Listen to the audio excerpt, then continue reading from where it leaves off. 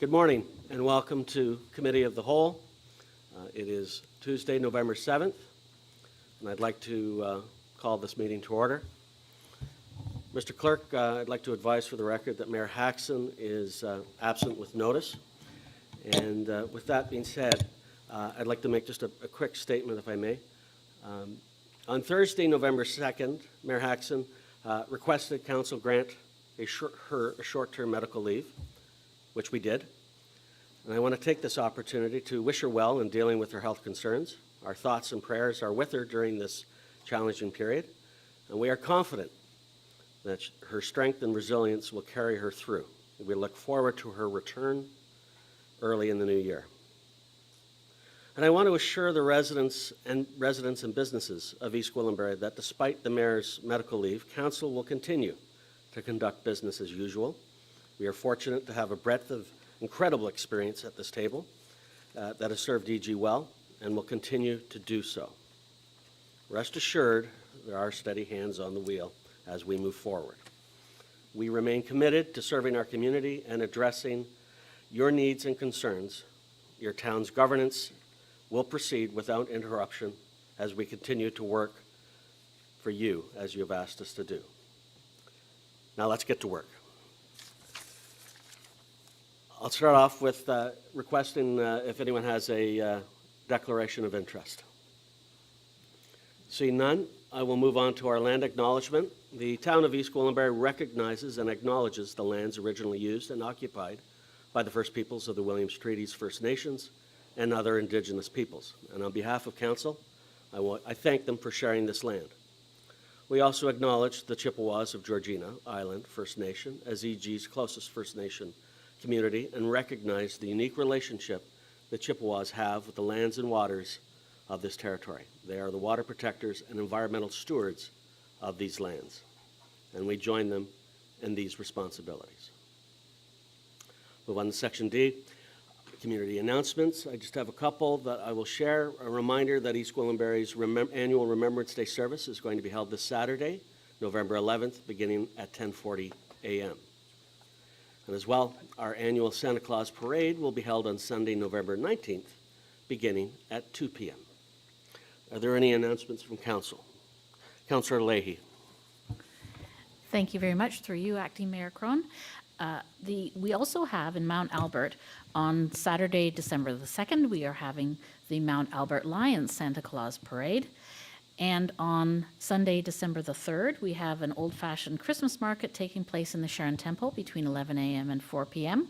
So that will be a great event to attend, as well as the North Union Christmas Sing-Song, which will be taking place on Friday, December 8th from 7 p.m. till 10 p.m. So we look forward to you coming out, and hopefully we can see you at one of these events. Thank you. Are there any other announcements from members of Council? Seeing none, we will move on to deputations. There are none at this time, which takes us to item F, presentations. And our first presentation is from York Region Transit, and we have T. Hertel joining us. Please come up to the lectern.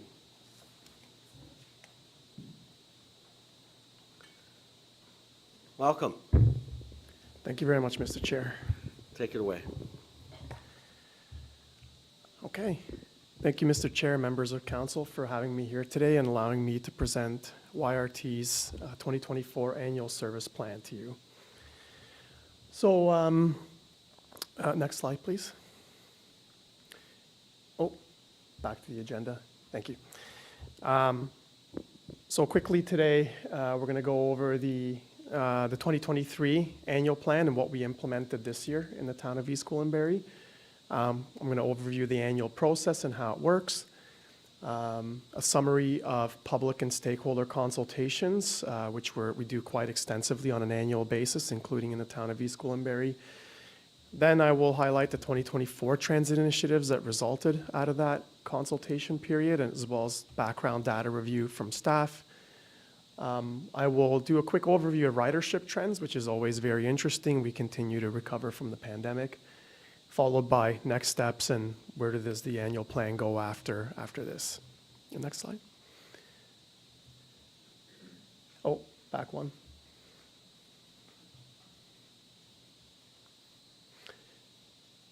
So, back another one. Sorry, back one more. Okay, no, you're good. The next one. My bad. Okay, I'm used to flipping this myself. Apologies. So starting off with 2023 and what we implemented this year. So the Route 50 is really the star of our conventional transit service in the town of East Gwillimbury. The ridership continues to grow, and as a result, we continue to invest into it. And this year, we made frequency improvements in the midday as a result. But East Gwillimbury also has an interesting distinction of having transit service for every single resident, every single address there is, by virtue of our mobility on request service, which we have 4 service areas of in the town of East Gwillimbury. And I'll get more into that a little bit later.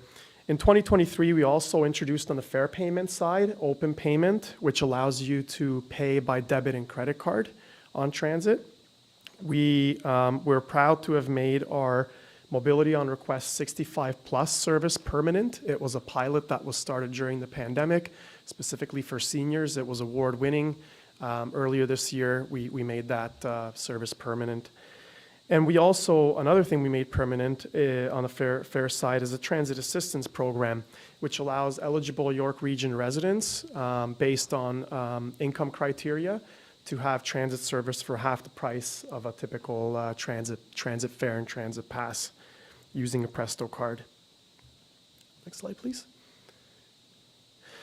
So as I mentioned, stakeholder and public consultation that we do for the annual plan is extensive, including in the town of East Gwillimbury. This slide highlights the extent of stakeholder and public consultation specific to the town, including a meeting we had with town staff on April 28th right here in this building, public outreach on the Route 50, having staff on there, the National Public Works Family Fun Day event, and really the cornerstone or the backbone of our public consultation is our virtual engagement, which was open for the month of May on our website. It allowed residents and really anyone, any travelers, to look at our proposed plans and comment on them, as well as fill out a travel needs survey of where they'd like to get to. We also attended on 3 separate occasions the farmers market as well and connected with residents there. At these events, we connected with hundreds of residents, which was great. Next slide. So the annual plan process is really never ending, and that's why it's a circle. In the spring, we held our public consultations, like I said, over the course of the month of May, which is down at the bottom right corner. We are now in the process of finalizing our annual plan, and it will actually be taken to regional council as part of the operating budget approval in December. And really, we're already starting work on our 2025 annual plan, because any feedback we get now, any data we collect now, and information we receive now will be subject to our 2025 annual plan, which will be coming back to the town of East Gwillimbury to consult about come spring next year. Next slide. So the feedback we received, which helped inform our 2024 annual plan, we received support for increased frequency on the Route 50. We had requests for the mobility on request Holland Landing to service the Newmarket Terminal. And we also had requests for a fixed route transit service along Highway 11 up into Bradford. Next slide. And so our transit initiatives for the town of East Gwillimbury, again, responding to public feedback and ridership growth. We will be next year continuing to invest into the Route 50, including this year we made improvements to the midday. So next year we plan to, next year we plan to make improvements to the rush hour as well as holiday weekend service, and by increasing holiday weekend frequency, at times we're increasing the frequency by 15 to 30 minutes, so significant improvements on weekends and holidays there. And something that we're very excited about, especially for the town of East Gwillimbury, because it's such a heavy mobility on request customer, is our mobility on request plan. We will be updating our mobility on request plan in 2024, recognizing that it's been a number of years, and including since the pandemic that we've updated that. Our mobility on request service has grown significantly since then, and is a core piece of our service. We are also working with bringing on a new vendor. That's going to provide us a lot of opportunities for increasing capacity on mobility on request, as well as increasing the customer experience with the real-time communication on trips and trip planning. And next year also bringing together conventional and mobility on request services on a common trip planning tool. So we're very excited about that for 2024. Next slide.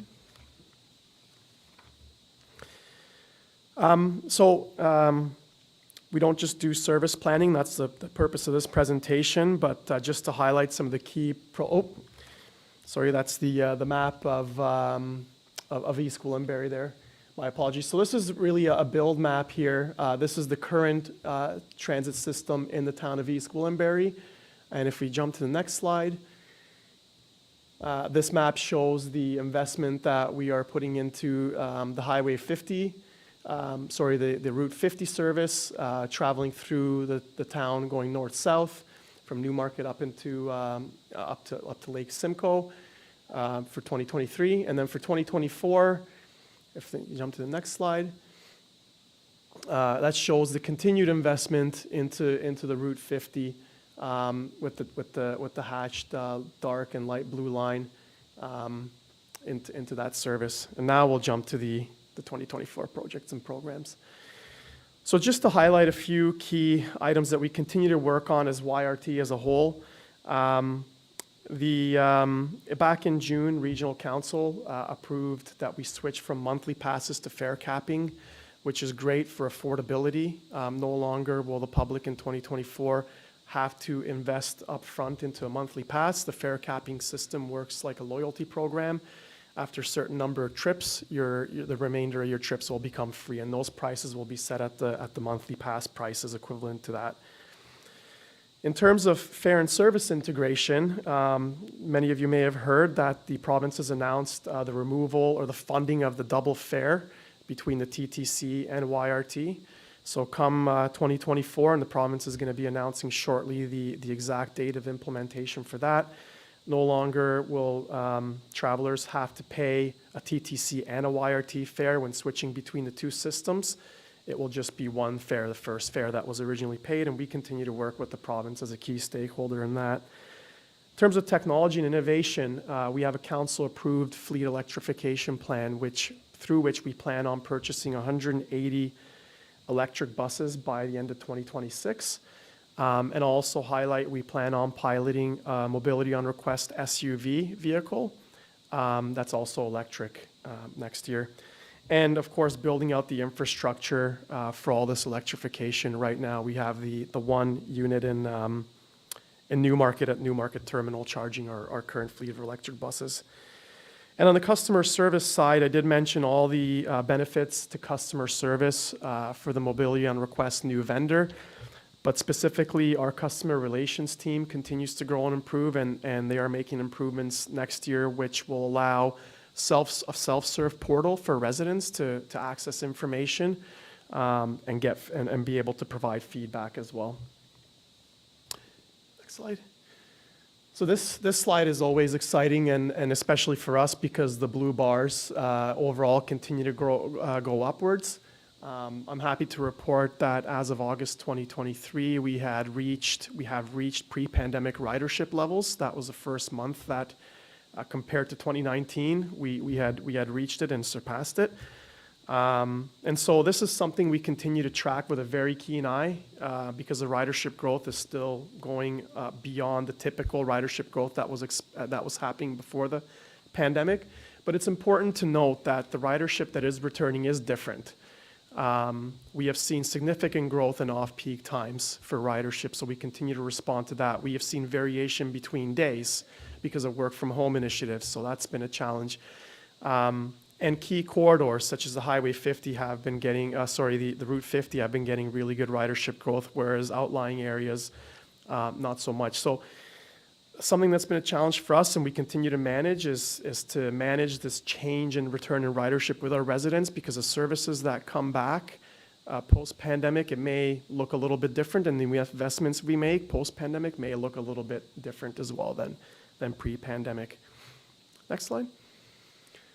So finally, next steps. I mentioned that earlier that we will be taking to regional council as part of the operating budget, the 2024 annual plan for approval in December. Following that, in the winter, we will post the annual plan document on our website and communicate it with residents. And as I mentioned before as well, we have already began the planning process for the 2025 annual plan, but come in the winter time, we will ramp that up and get really deep into it with a lot of data analysis, including customer feedback that we gain over the course of the year. And I believe that's all I have today. Thank you very much for hearing me out. Thank you very much for your presentation. Does committee have any questions? Councillor Carruthers. Thank you so much for this presentation. As you're probably aware, as a council, we have environmental sustainability as one of the lenses that we view things through, and transit is a key part of that because given the size of EG, we're very reliant on fossil fuels to get us to our daily needs and the places we need to be. And ever more so when I look at the youth in our community. If you need a parent to drive you, the parent drives you there and then comes back home and then goes and picks you up, and it's 4 trips, right? So transit is so important to our youth. So I was looking at your mobility on request, and I represent, along with Councillor Foster, Holland Landing area. And you can get within Holland Landing, but you can't get down to, say, the grocery store or to the arena, our sports complex. So I'm wondering if there is a way to expand the mobility on request to get to some of these places. I see the Mount Albert has 6 locations you can get dropped off at. Holland Landing only has the 3 within Holland Landing. So we really need to be able to get people out and down to Yonge and Green Lane, where we have a lot of amenities down there. So is there a plan to expand that? I believe we have, and I have a couple of the mobility on request staff here with me that can maybe help clarify if you don't mind. I believe we have 4 locations for,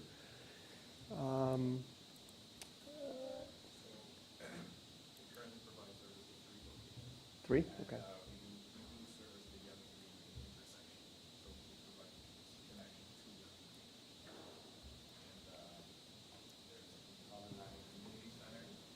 Feel free to step forward up to the lectern so we can have this into the microphone so people that are watching this at home or on playback can hear.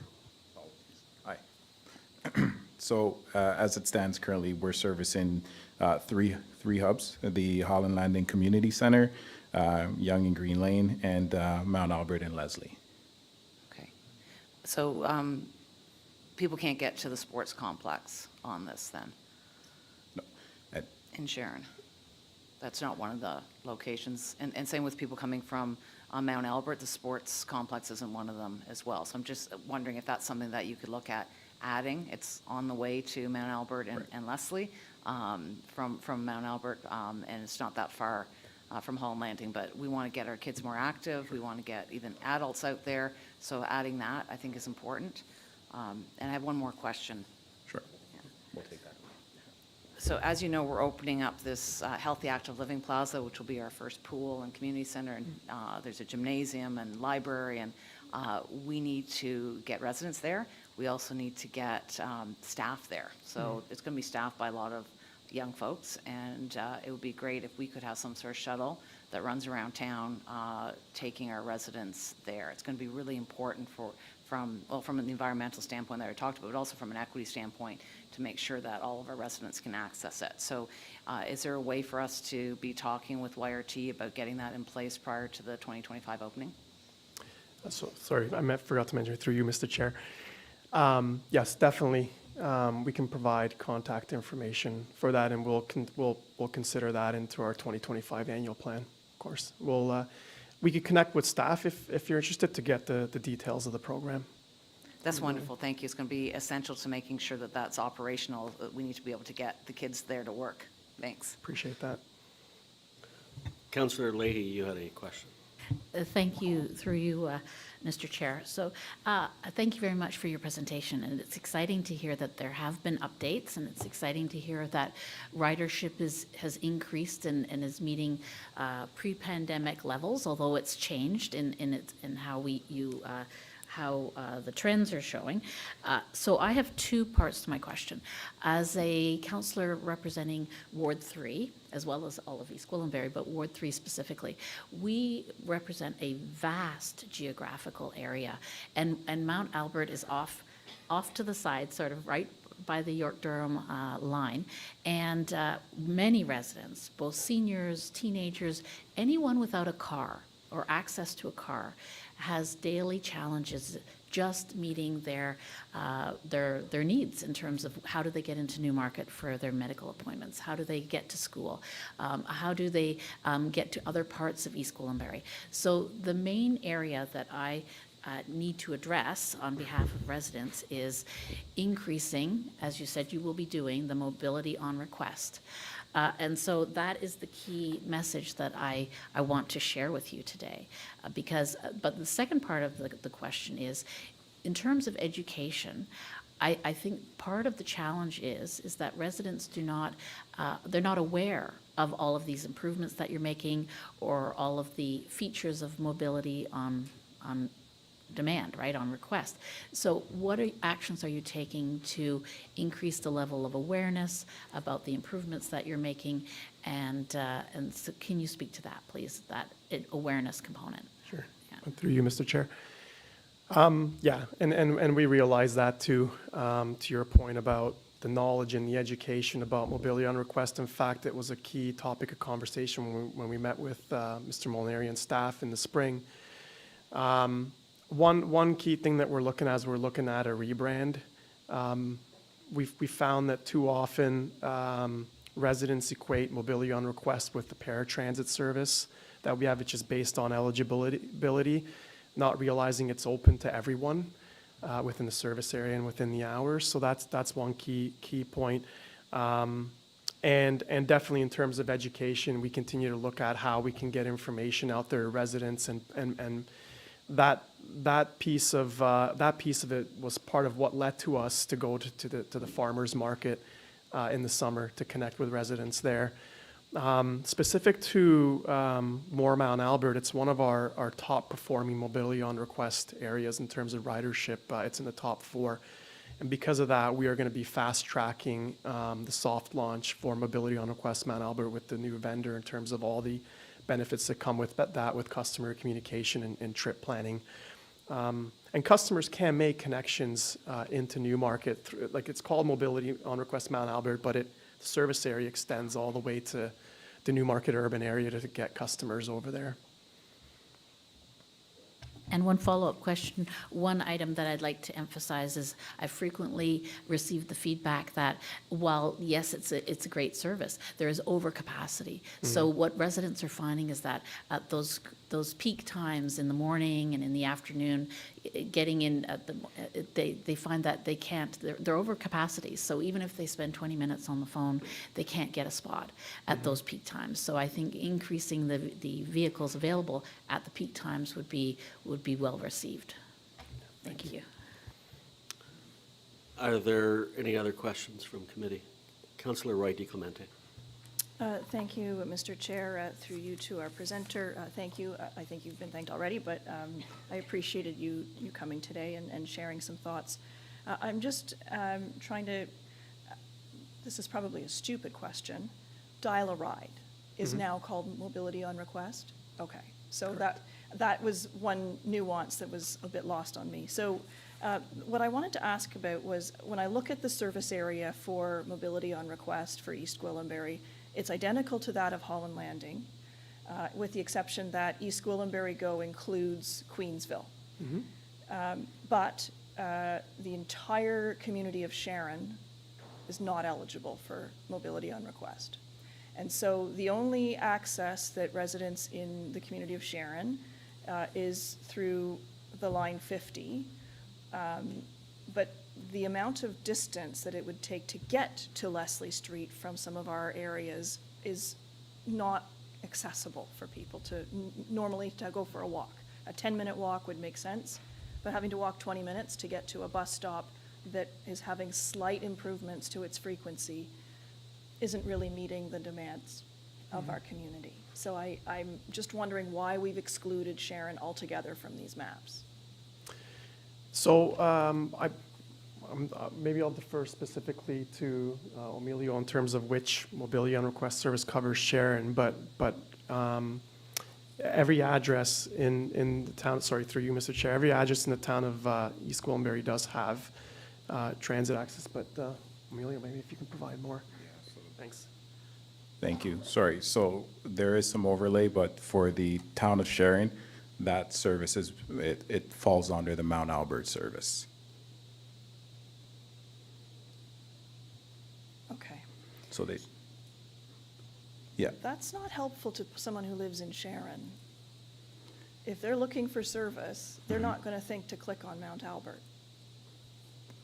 sorry, in terms of book, the naming convention. If I'm a Right. transit, a potential transit Correct. user, I've just moved into the community, we're Canada's fastest growing municipality, I want to figure out how I can get to the mall.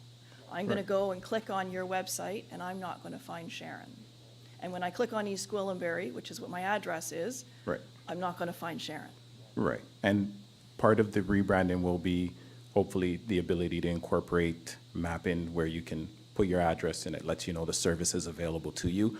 So you're not necessarily working in reverse. So Okay. that is something being considered. I would appreciate it if you could address that sooner rather than later. Thank you. And I did want to just follow up on one of the other things that you noted. As part of your public outreach, you talked about addressing the Highway 11 corridor, but I didn't hear it in your plans.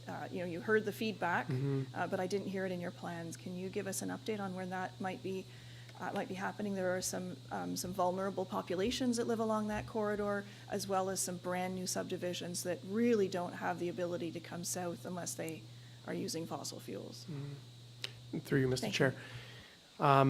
So that's correct. We currently don't have any plans for a fixed route service on Highway 11. We will take your feedback back on that. The Highway 11 area is served also by mobility on request. So the service is there through the on-demand type service. The issue that we have often, it's a delicate balance. We often put in fixed route services, and then it doesn't perform well because the frequencies, we can't make them good enough because just the ridership potential is not there. So this is why for areas like that, we really feel that until the mobility on request or ridership starts to get to a point where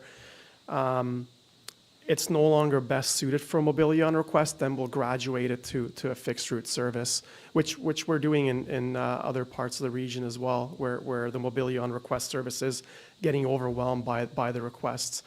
But currently, we're just not seeing the ridership demand on the mobility on request in that area to warrant a fixed route service. But again, we'll take your feedback back on that. Are there any other questions? Councillor Leahy. Thank you very much, through you, Mr. Chair. My last question is specifically with regard to the Royal Oaks Seniors Home and the bus shelter that was dismantled. The bus shelters in Mount Albert were dismantled and removed, and this was a great source of alarm and dismay for residents who do not have any mode of transportation. So would you please share with us the rationale for the removing of the bus shelters, specifically the one adjacent to the seniors' home?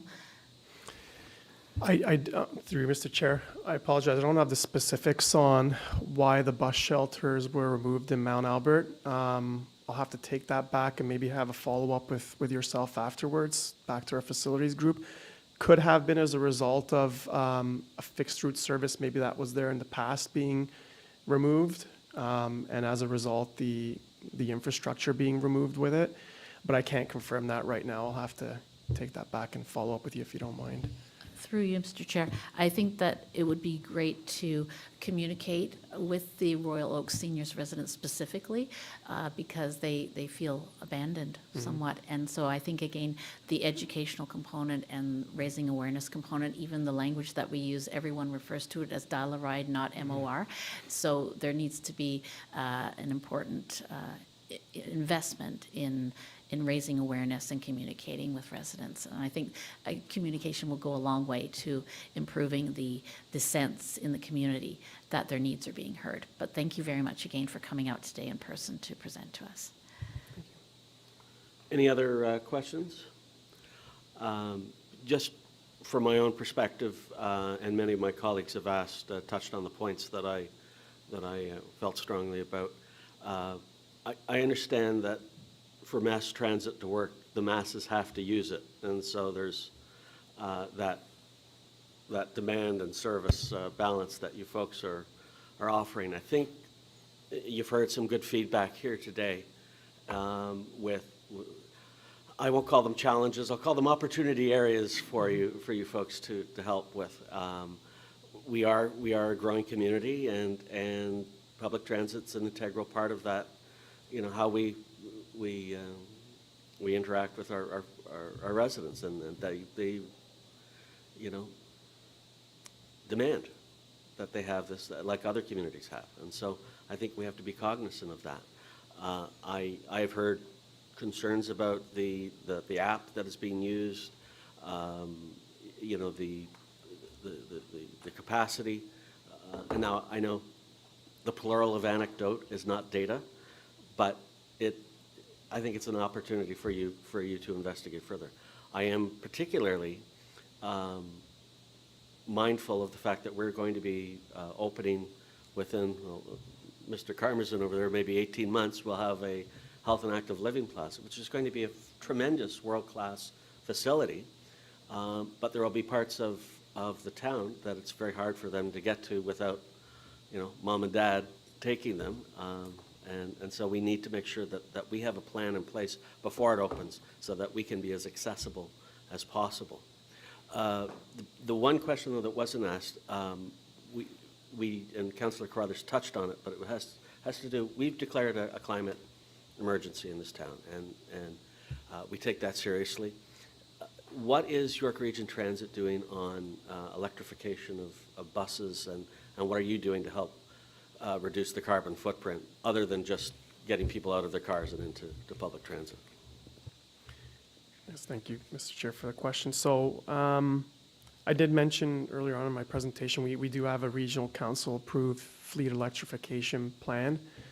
We are in partnership with funding partners to help that out. I believe they're called the Canada Infrastructure Bank. I can't remember 100% right now. But 180 buses by 2026 is a lofty goal.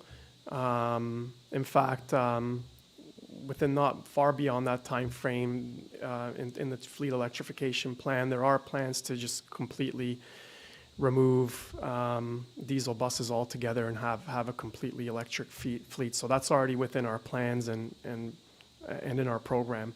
We're just working towards it. As well as the pilot, specifically of interest to the Town of East Gwillimbury, the pilot electric mobility on request vehicle as well, an SUV that we'll be getting. So that's just a pilot for now, but we're testing it on that side as well. So we do have an ambitious plan to reduce our fossil fuel consumption, along with the fleet side as well in York Region, and we're working towards that through that council-approved plan. I look forward to hearing more details about it as they become available. So unless there's any other questions, I will release you and thank you for your presentation. Appreciate it very much. Can I have a motion to receive this report? Moved by Councillor Johns. All in favor? Approved. Okay. We're on to our next presentation from D. Popovic and M. Diner and A. Thoms on behalf of Enbridge Gas. So please feel free to step up to the lectern. Good morning, Mr. Chair and members of Council. Thank you very much. We are joining you virtually today, and we're delighted to be here to provide you with an update to the East Gwillimbury Community Expansion Project. Next slide, please. Thank you. Today's presentation will focus on the leave to construct application for this project, and as part of our LTC submission, Enbridge Gas is requesting a letter of support from the Town of East Gwillimbury. Next slide, please. My name is Donna Popovic. I'm the Municipal Affairs lead, and joining me today are Mark Dinner and Amanda Thoms from our Community Expansion team who will also be able to give you a more overview for this project. And I'll turn it over to Mark now. Good morning, Mr. Chair and members of council. I'd like to start by providing you a brief project overview. So the East Gwillimbury Community Expansion Project is part of Phase 2 of Ontario's natural gas expansion program. The scope of our proposed work includes 9 sections of proposed gas mains, 2 of which will include a new distribution station. Collectively, these sections will add approximately 37 kilometers of new pipeline to the existing infrastructure within the town limits of East Gwillimbury. Based on our current market research of the project area, we're forecasting approximately 364 customers will connect over the first 10-year period after we exist, 344 being residential and 20 being either commercial or industrial. Also, I should mention that there's always potential for many more once we do exist. Sure, next slide, please. This is just a map overview of our proposal. So the solid black lines illustrate the 9 sections of proposed gas main, and the dashed lines are existing gas mains, which we are tying into. So it kind of spans across the entire town of East Gwillimbury. Okay, so in order for the project to gain approval from the Ontario Energy Board, we are required to submit a leave to construct application. We are currently working on submitting that application at the end of this November. Some of the details we produced and will be submitting include the project need, the planning details, the cost and economic considerations and breakdown, environmental reporting, route map and landowner agreements, and Indigenous consultations. So the support of the town through this whole process can really help enhance our application, and this can include a written expression of support from yourselves, the local government. Next slide, please. I'll turn it over to Donna for this. Great, thanks for that overview, Mark. This project was selected as part of Ontario's Phase 2 natural gas expansion support program, and it will enable Enbridge Gas to facilitate the supply and distribution of affordable and sustainable natural gas to an additionally estimated 364 residences and businesses in the community.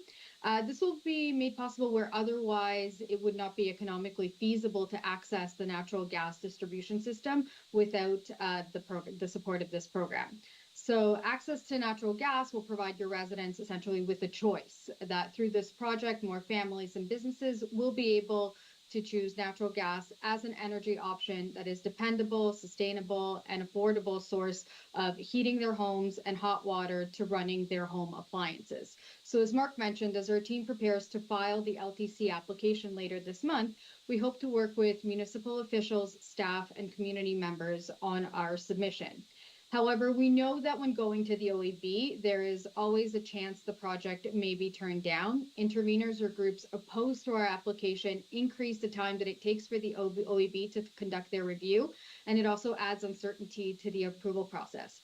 So in order to strengthen our application, Enbridge is requesting a letter of support from council for this project. So through you, Mr. Chair, a sample letter has been submitted for your consideration. In doing so, a letter of support from council would serve to strengthen our application and evidence the need for community residents to access a safe, accessible, and reliable option for their energy needs. So we're hopeful that with your support, East Gwillimbury residents will be able to benefit from one of Ontario's most affordable and reliable energy sources for their homes and businesses. Thank you, and I'll turn it back over to Mark.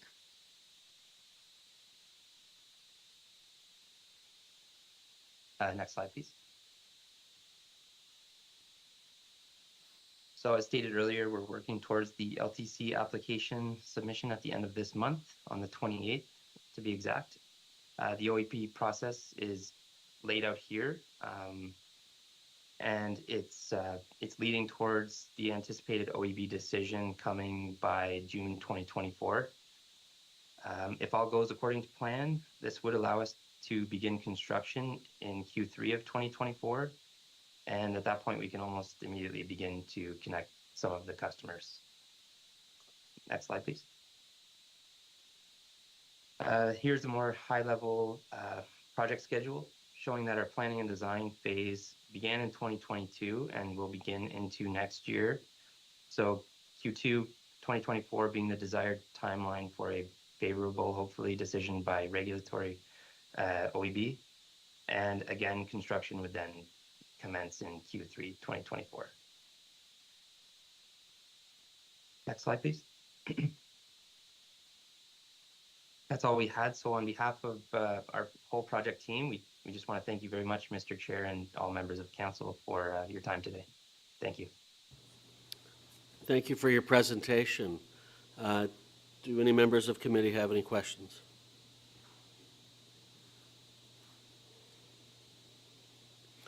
I'll ask one. You want to get going in 2024. When do you think realistically the good people of East Gwillimbury could be heating their homes with your gas once your construction is complete? When might that be? So it's anticipated to begin as early as Q4 next year. It'll start relatively slowly, but by the end of 2025, we hope everybody that we've included in this proposal will be able to connect.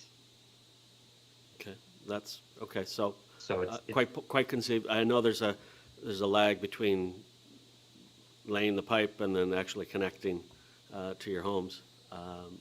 From an environmental standard, the more people we can get off oil, the better. Oil is, if you have a spill in your home, the cleanup runs in the hundreds of thousands of dollars. There's a reason why rural properties have a oil surcharge on their insurance policies. So I'm happy that this is happening, especially in the rural areas. Go ahead, Councillor Wright-Clementa, you have a question. Yes, thank you, and through you, Mr. Chair. To our presenters, thank you for coming to us today and giving us an update on this project. In the past, when I've had constituents reach out to me and inquire about connecting, there was usually an expense associated with it that individual property owners had to incur in order to connect. How do you, but this was when they were initiating that infrastructure. In this case, you're initiating the infrastructure investment. How does that structure work for folks or businesses who want to connect? I can answer that through you, Mr. Chair.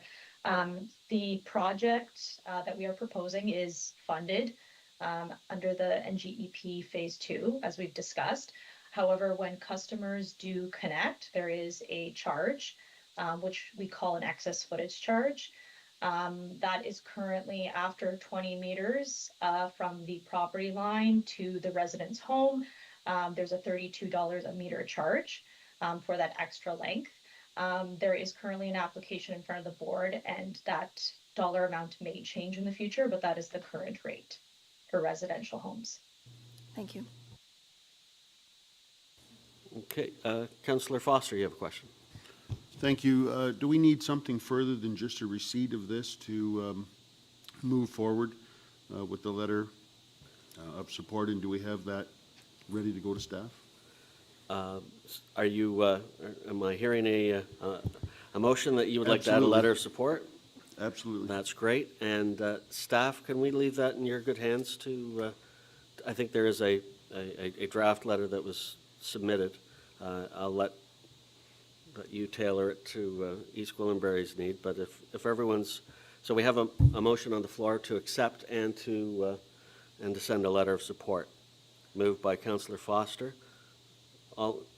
Councillor Leahy, do you have a question, or are you voting? Okay, all in favor? Okay, any opposed? One, motion is carried. All right. Thank you very much for your presentation. It's appreciated. And how soon do you need that letter? Through you, Mr. Chair, if possible, that we could have the letter by November 16th, as we can put our application together for our deadline submission for the 28th, just in case there's any reviews or anything that we need to check back with the municipality. Okay, understood. Staff, you have the timeframe? Appreciate that. Thank you very much for your presentation. It's appreciated. Okay, moving on. We are going to item G of our agenda, administration, and we have a report from R. Horne and P. Smiley Consultants making a presentation on regarding the Emergency Community and Safety Services Review. Mr. Velchich, did you want to set this up? Thank you, Mr. Chairman. I will just make a couple of brief comments. So from time to time, we undertake reviews of different parts of our operation. We do that in the spirit of continuous improvement, planning for the future, and ensuring that we're promoting and supporting a culture of belonging within our organization.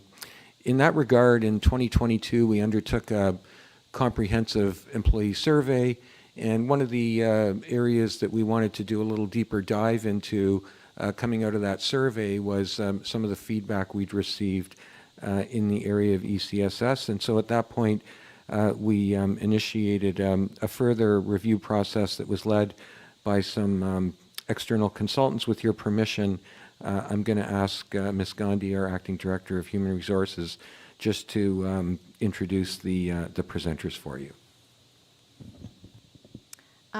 Through you, Mr. Chair.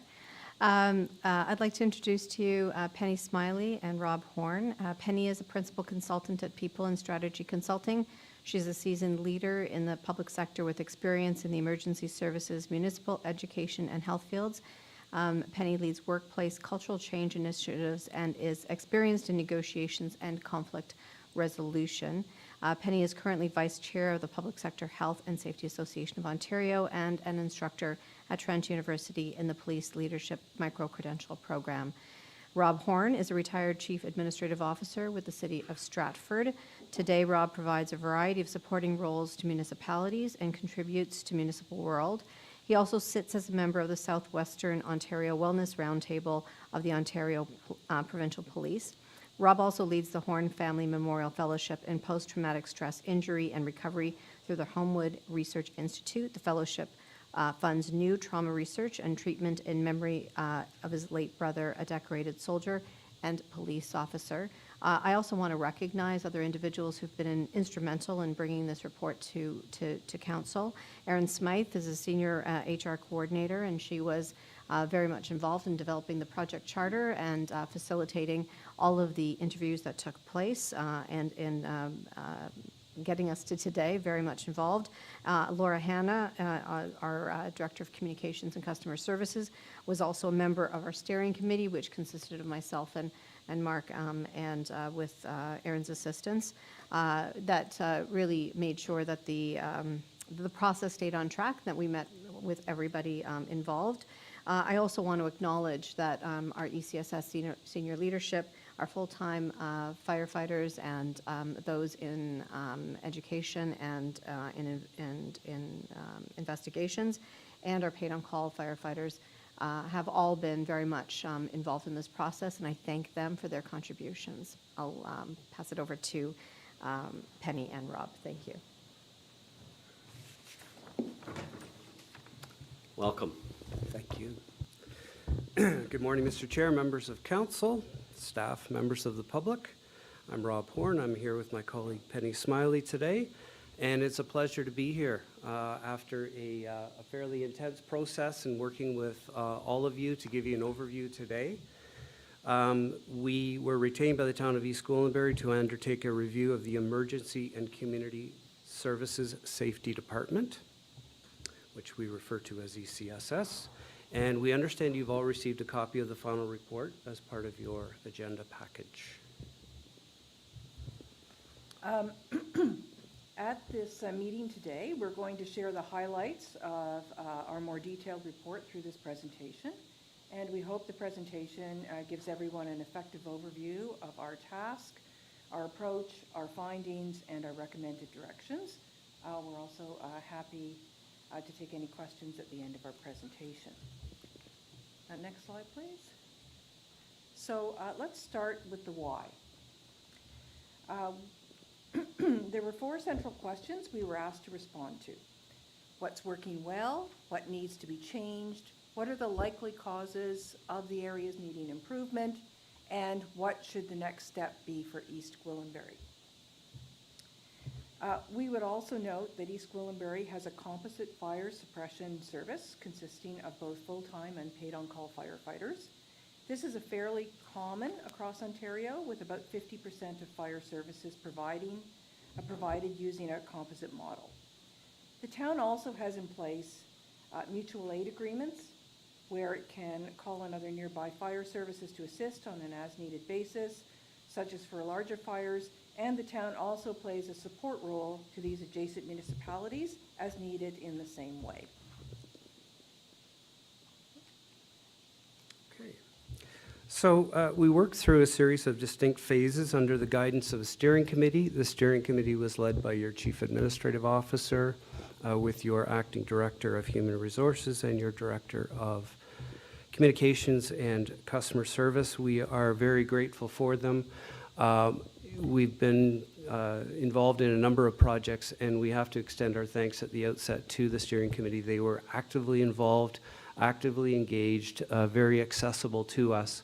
And our message to everybody when we started the project was, our output will only be as good as what you can tell us and how authentic you can be about what things look like. And so we're extremely grateful for them, and we'll speak a little bit more to that as we go through the presentation. So the first phase was a background assessment and survey tool development. We worked through a variety of documents, as Ms. Gandy referred to, but that included the town's strategic plan, the former and the new fire master plans, the comprehensive joint services review, past employee survey results, the corporate structure and job descriptions, and many related background documents. So in order to interview staff and members of council, we also developed a standardized interview tool. We then met with the interviewees, which ultimately led to over 50 people being interviewed, some of whom we met again individually on request. And we are grateful for all members of council as well for the time they committed to us to do that. So with a great deal of information collected, we then worked through the data to develop insights and themes, which formed the basis for a series of opportunities for improvement. All stages have been captured in our final report, and all of the work as we went was overseen by the steering committee. I will say today is overview time. The detailed report, we hope, contains much more granular information to give you context and as you consider our opportunities for improvement. Next slide, please. So here's the more detailed list of who we interviewed, and in my opinion, process was extremely important for output in our work. People were offered the opportunity to reach out again after the interviews, and indeed some people did so, and we were grateful for that opportunity. We used a combination of individual interviews and group workshops as we worked to shift schedules in particular, but in all cases the questions were the same. And everyone who's interviewed, we interviewed, could meet with us individually after the interview if they chose to do so. So we wanted to make sure we were thorough and inclusive from the outset. Next slide, please. So a little bit more about the interview tool. We used an approach called grounded theory to ask questions in as unbiased a way as possible.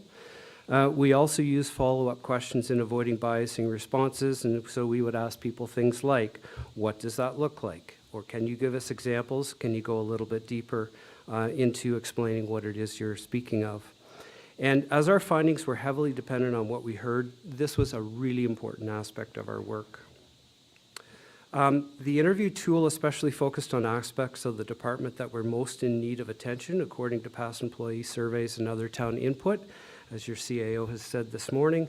However, everyone had the opportunity to add anything else they wished to say, And indeed, they did so. So while the interview was structured, it also did not limit people to speaking what was on their mind.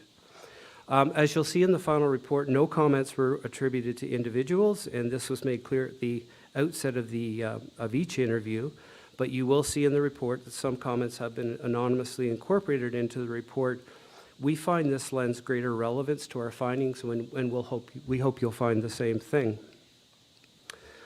Finally, for this slide, we just wanted to note how open all of the interviewees were to answering our questions and offering further insights. We have worked in a number of municipalities, and it is nothing but a compliment to your staff and to council for being so open and honest with us, and for having such rich discussions with us. So the opportunities that we developed were really a natural outcome of those great discussions, and we'll speak to that in a few moments. Next slide, please. So in order for us to make sense of all the data, we sort it, we identify insights, and then we develop themes. And for this project, we developed 8 themes. Yes, there is some overlap and interrelationship between the themes, but these provided a good basis from which the development and implementation of improvements could occur. When it came to the first theme, commitment to community, we found that to a person, everyone is extremely proud and committed to delivering the services of ECSS to East Gwillimbury citizens. And that is whether you are directly a member of ECSS, a member of council, or a supporting department or business unit, it didn't matter. The commitment is there, and it is very, very commendable. And I hope you're very proud of that, because it is a very foundational attribute that you can build on in affecting improvements to the department. For all of the themes, we provided considerable detailed insight, as I said, on how things worked. And this informed the findings of our next slide, which Penny will present.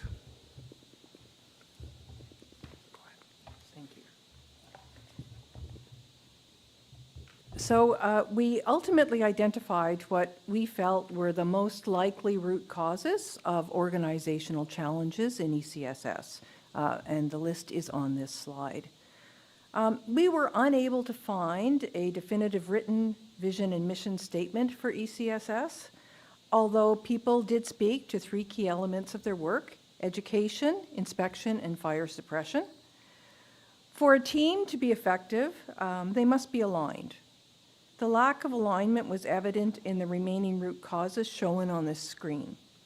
We found that many units or areas of the department worked relatively autonomously, that labor relations between ECSS management and the bargaining unit were strained, that collaboration was desired, but not well understood and perhaps underused, and that communication could be expanded and improved. Finally, there was and is a need for a structured, supported, and shared change management plan to be actively implemented in order to make improvements that can benefit everyone. Next slide, please. So we also wanted to give you a few specific examples of our recommendations today. In total, there are 24 recommendations. In our opinion, it's essential that everyone works to a shared vision and mission for ECSS. There are differences of opinion which need to be addressed. Shifting a culture to be healthier can be seen as both a strategy and an outcome. However, there are many ways that culture can be encouraged to become healthier. The EPFFA is the only bargaining unit in the town of East Gwillimbury. Work needs to happen to make the relationship between ECSS management and the association better. This should include a review of the organizational structure. In-person communications is powerful and can be better used. People also indicated to us they want to work more collaboratively. There are ways to make that happen. All of the opportunities we developed need to be captured and acted on using a change management framework in plan that reflects both quantitative and qualitative data, and that is developed with everyone in ECSS having the opportunity to participate. It then needs to be acted on. A report on the shelf will not affect change. So, Rob? So our recommended next steps. So our last phase involved developing specific and practical opportunities for improvement that the town should consider. For this project, the opportunities we identified were really a natural evolution of what we heard. We heard a lot of consensus on what was working, what needed improvement, and some options for us to consider. So it was more an exercise for us to determine how best to position and organize it. How do we put it in front of you so that you can implement it in bite-sized ways? And we also added some suggestions on priorities and timelines, short, medium, and longer term, but recognizing that the town has limited resources, it is simply a suggestion, and as Penny said, it really requires a change management plan to be developed and informed and acted upon, as we said. We also attribute a lot of our success on this, again, to the steering committee. So with the assistance of your CAO and the Acting Director of Human Resources, we had a wide, fulsome conversation.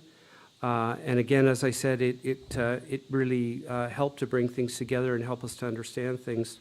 But our sense is that everyone in ECSS and everyone associated with ECSS wants to affect good change.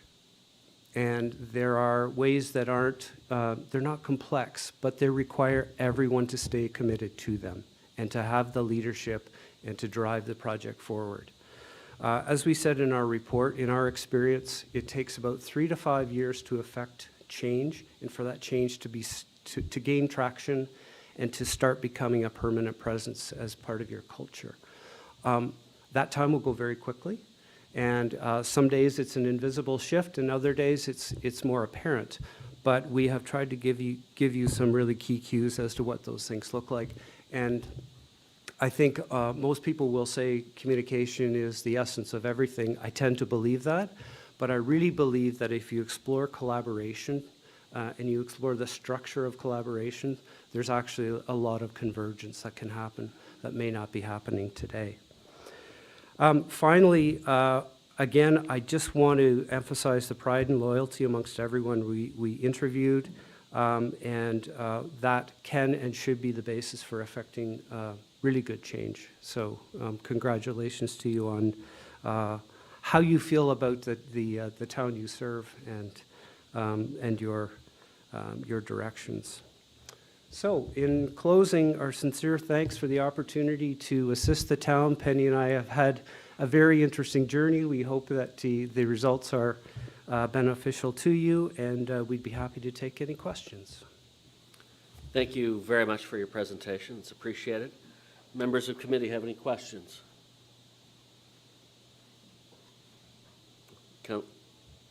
Councillor Foster, then Councillor Leahy. I know you're all sitting waiting for me to jump in on this one. I have a lot of things that I could certainly say, but I think I'll save them from today most. We'll have the opportunity to chat later. A lot of the problems that we talk about today, like you said, can kind of be pushed back to communications. But I was in the service a long time, and I think that a lot of the problems and issues that we are looking at today in your report, I think are probably pretty common themes in composite departments across the country. And you know, I think there's a line in there that says there appears to be a disconnect, and I think that's fairly common too. And I think frontline staff doesn't see the administration nearly enough, not just in this department, but many departments. Would you agree with that statement from some of the work that you've done, that these are pretty common problems? I just want to make sure that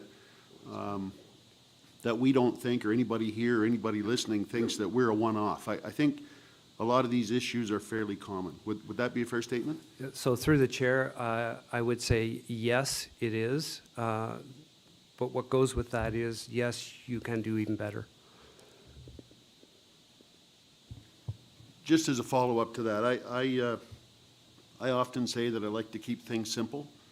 And I think from a communication standpoint, I think the best place that you get to know your staff is at 3 o'clock in the morning at -25 having a coffee at a call somewhere.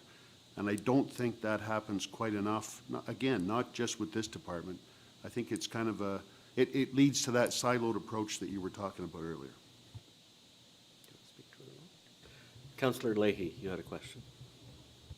Yes, thank you very much. It was a positive experience, and so I appreciate that. I think it was very timely that last week we celebrated the Night of Honor with an awards ceremony for the firefighters, and there were comments that were made, and one that in particular stood out for me, and that was that it's in the DNA of firefighters. They care about people. They are very proud of doing their very best to serve the community, and so.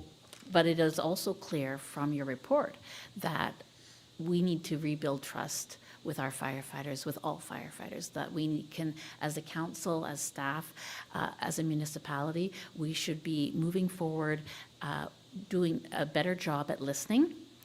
And so I'm dedicating myself today to that process and being part of that positive process to guarantee that there'll be accountability and transparency moving forward. So I'm really excited and I'm positive and I'm optimistic that there will be significant improvements in the future for the benefit of not only the firefighters, because we have to do a good job at taking care of the people who take care of us, but also the residents. And my question for you is this. You suggested that there's a timeline of 3 to 5 years to implement a culture change to make these significant improvements. My concern and question is around our term. We have just passed the 1-year mark. You indicated time is flying by. I can certainly attest to that. And so in my mind, we have 3 years to really get down to work to make those improvements before we have a potential change in council 3 years from now. So what do you suggest to us that we can do concretely to ensure that this document does not sit on a shelf and that those 19 opportunities that you have identified and those 8 themes, that we maximize the potential of your report? So maybe I'll start so 3 to 5 years is a proxy. It's nothing more than that. I will tell you, though, that with the Ontario Provincial Police, I've been sitting on committee since late 2019. We're now starting to see sort of the normalization of culture shifts. So it's an ongoing process. It doesn't necessarily have an end point. But I think a lot needs to be done at this point. So I think, my recommendation to you would be keep going. There is an open conversation happening. We've found people willing to talk about what the problem is, the problem of the day, and not going to position immediately. And that's the key to collaboration as well. Collaboration is a problem-focused exercise, and so we don't jump to solutions. So I think that's one thing. And in terms of longevity, you have a solid strategic plan, you share it widely, perhaps you anchor the implementation of this work in your strategic plan now and on a go forward. So just a couple of points. Penny? Thank you, through you, Mr. Chair. Just kind of to emphasize, I think, more what Rob has said, and as was pointed out by Councillor Foster, the things we found are not totally unique to this service. They're also not issues that have developed in the last 2 or 3 days. They took a while to develop, so they're going to take a while to change, if you want the change to last. And so within the report, we do recommend that there be a comprehensive change plan and framework that outlines the steps, and tying that into a strategic plan and having some milestones in that would be very beneficial, and that should then proceed forward. Okay. Any other questions? Councillor Johns. Thank you for the, sorry, through you, Mr. Chair. I think going through the process in the conversations with you, it was a bit, I'm sure it was cathartic for everybody, but to be able to kind of talk about things. And then once the kind of dust settled and I read your report and whatnot, you sit back and you kind of reflect where challenge or friction starts in a relationship. And the thing is that whether it is your household or here we are sitting at this table, the fact is that it always comes down to challenges with money. Because if money was this thing that could smooth things out and be able to create open lines of communications, it doesn't solve everything, but it certainly helps. And we're going through this budget process right now at the town. We're looking at a 10-year capital budget of approximately 32 million, where the chief is attempting to deliver on to the town and on behalf of the staff. And if you look at the DC reserves, we actually have like $1 million sitting in our DC reserves. I'm not saying that all funds it, but I think that as we go through our strategic plan, that I think we speak openly about money. Like this is, we're in this level of municipal government. It's all public money. And I think that the exercise that we went through with council during the budget process last year, I think it proved to the fire services team that is sitting here today, I think it proved that this council is behind them. And I think what, as we go kind of through this next stage, I think we need to just be as transparent as we can with numbers to say, like, we want to invest in you, we want to invest in capital projects, and like, how do we do that together? Because the fact is that, again, it's all right here, as I'm sitting there and listening and going through it, and again, it's not all totally funded, but when you look at the DC reserves, we have $1 million, and when you look at capital projects over 10 years, it's 32 million. And so I just think that usually starts to cause tension, but that may actually not be what comes out of people's mouths when they're talking. And so I think that as part of that strategic plan, I think open conversations about dollars as well and how we are able to fund emergency services would be critically important, because at the end of the day, we only want success for each other. That's what I believe. So anyway, so thank you for your report, and thank you, Mr. Chair. Thank you. Councillor Roy DiClemente. Thank you, Mr. Chair.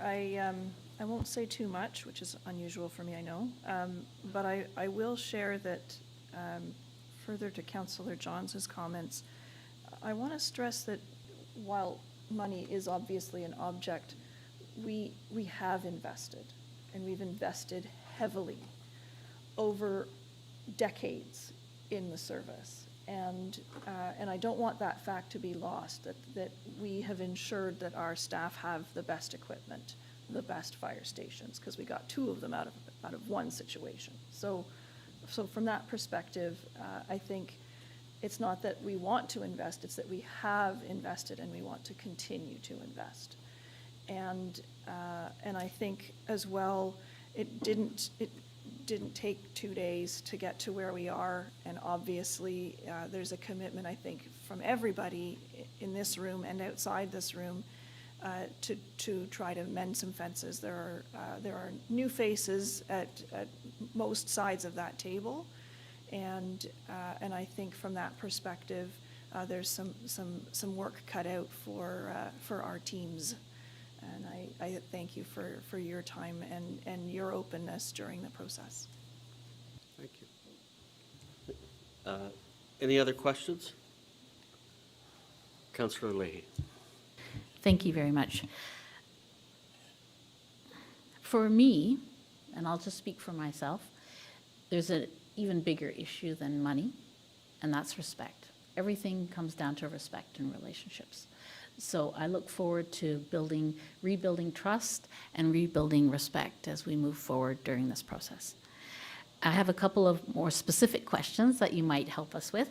The first is, how are we going to measure our success according to how incremental it is? How are we going to measure the success, and who is going to monitor that success in terms of management? Well, I can speak to, in theory, how one should measure with respect to who internally. I'll turn that over. Part of any change plan would include timelines. It would include measurable targets. It would include things that should occur.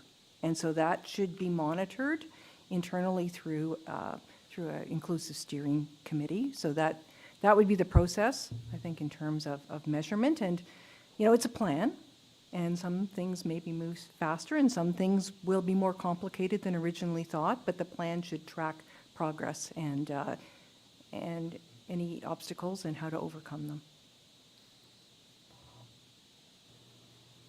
Okay.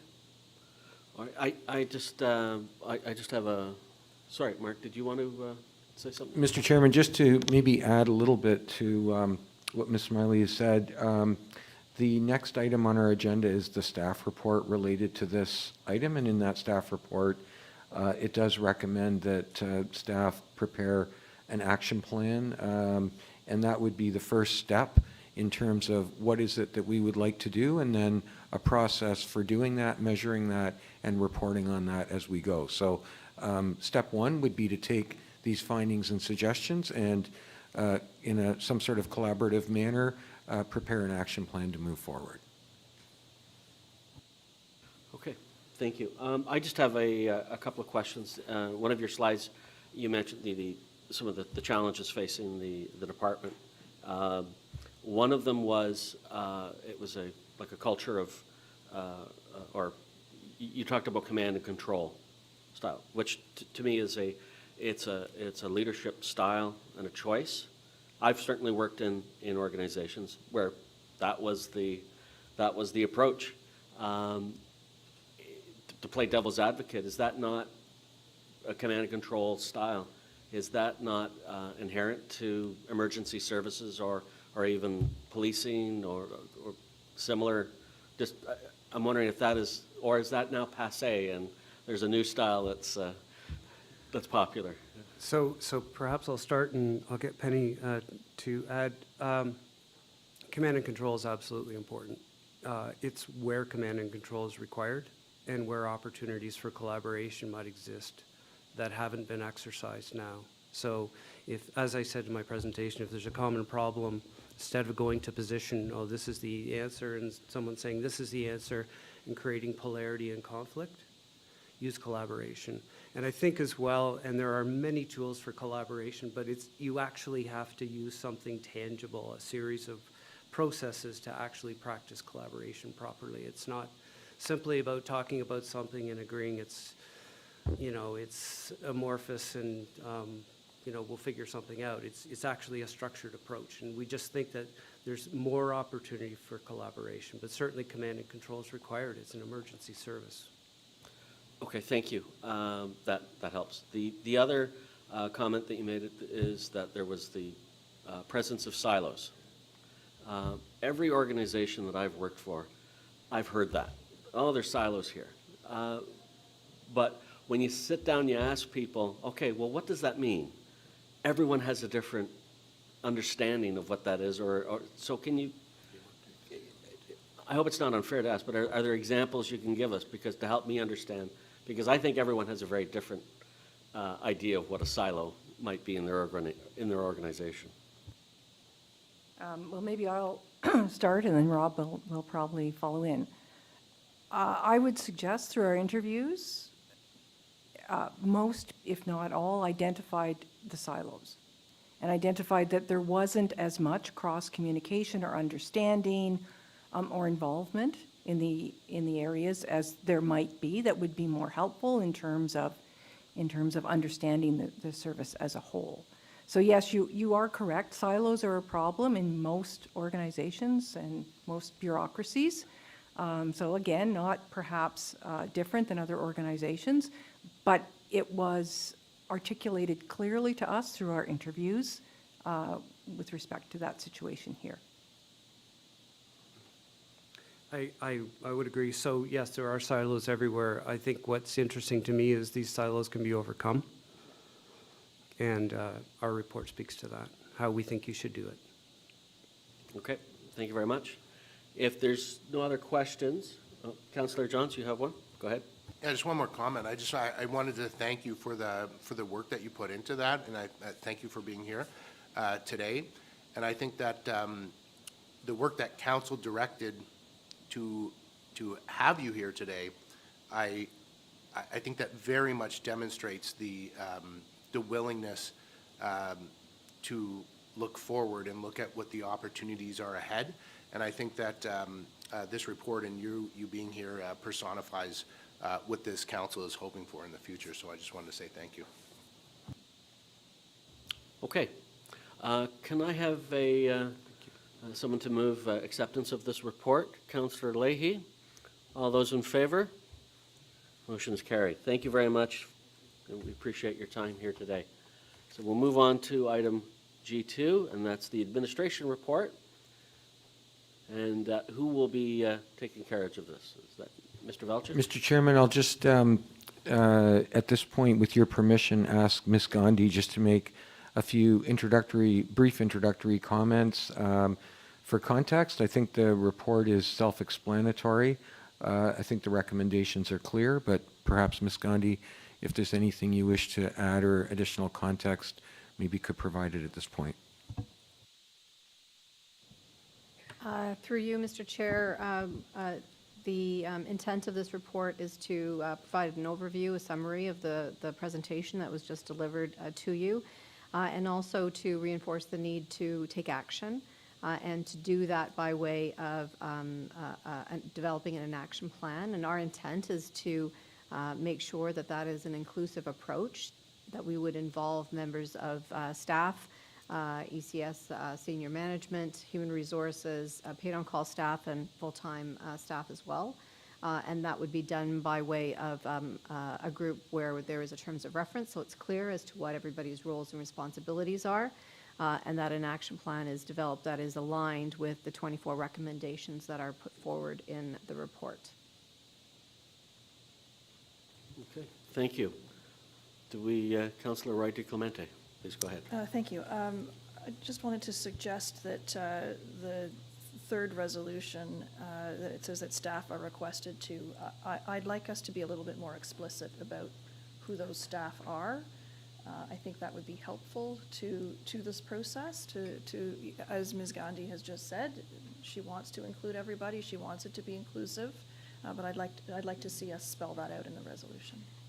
Do you have any recommendations?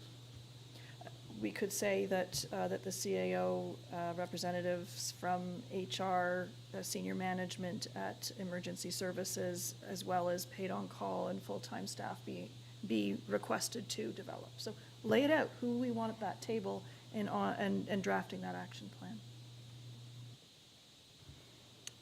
Any other feedback on that? I don't see any violent opposition from staff. Sorry, Councillor Leahy, please go ahead. Yes, thank you very much. I was just going to go back to a number that Meta used. I think I may have misspoken previously. You mentioned there were 24 recommendations, and I said 19. So I just wanted to clarify the number. But all of the, I will say all of the recommendations. I wanted to emphasize again that part of the process that you're putting together will require a very specific continual tracking. I believe that will be the key to success in terms of the recommendations. Otherwise, I think we could get off track. So the tracking process will be critical to our success. And with regard to who is included on the committee moving forward, I think there needs to be some discussion of inclusion of council's perspective on things too, moving forward on that committee. Yeah. Councillor Roy DiClemente. I think council has an involvement. It says right here that the recommendation will be presented to council. So all of us will be involved in this process. Okay, so Mr. Clerk, could we throw that up on the screen so we could see what we've got a, I'm going to say that you're moving this, Councillor Roy DiClemente, if you don't mind.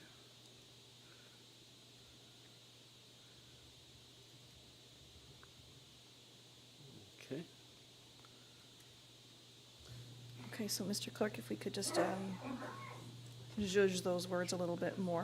So we'll have the Chief Administrative Officer, Human Resources Staff, Senior ECSS Leadership, as well as paid on-call and full-time staff.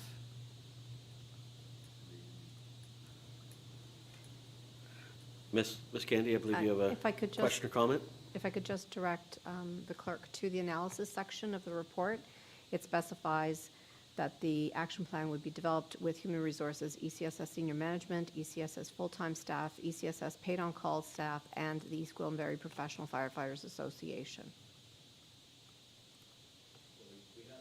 We have it It's in the- covered. It's in the analysis section, so if you wanted But- to just lift that but- wording, you can put it into the recommendation. Yeah, I think it's important to have it. Let's cut and paste it in there. Yeah.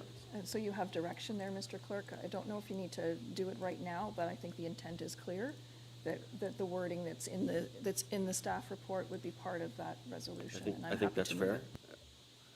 Okay.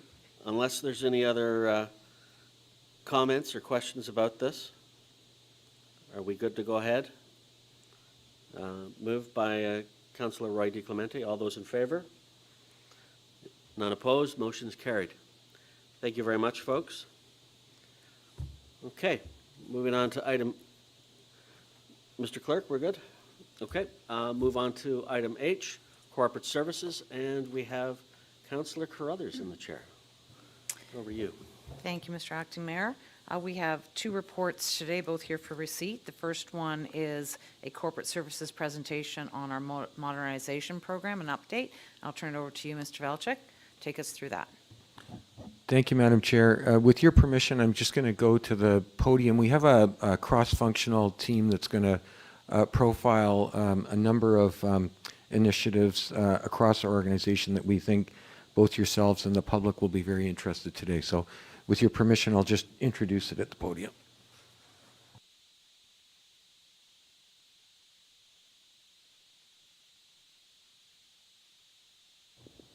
Next slide, please.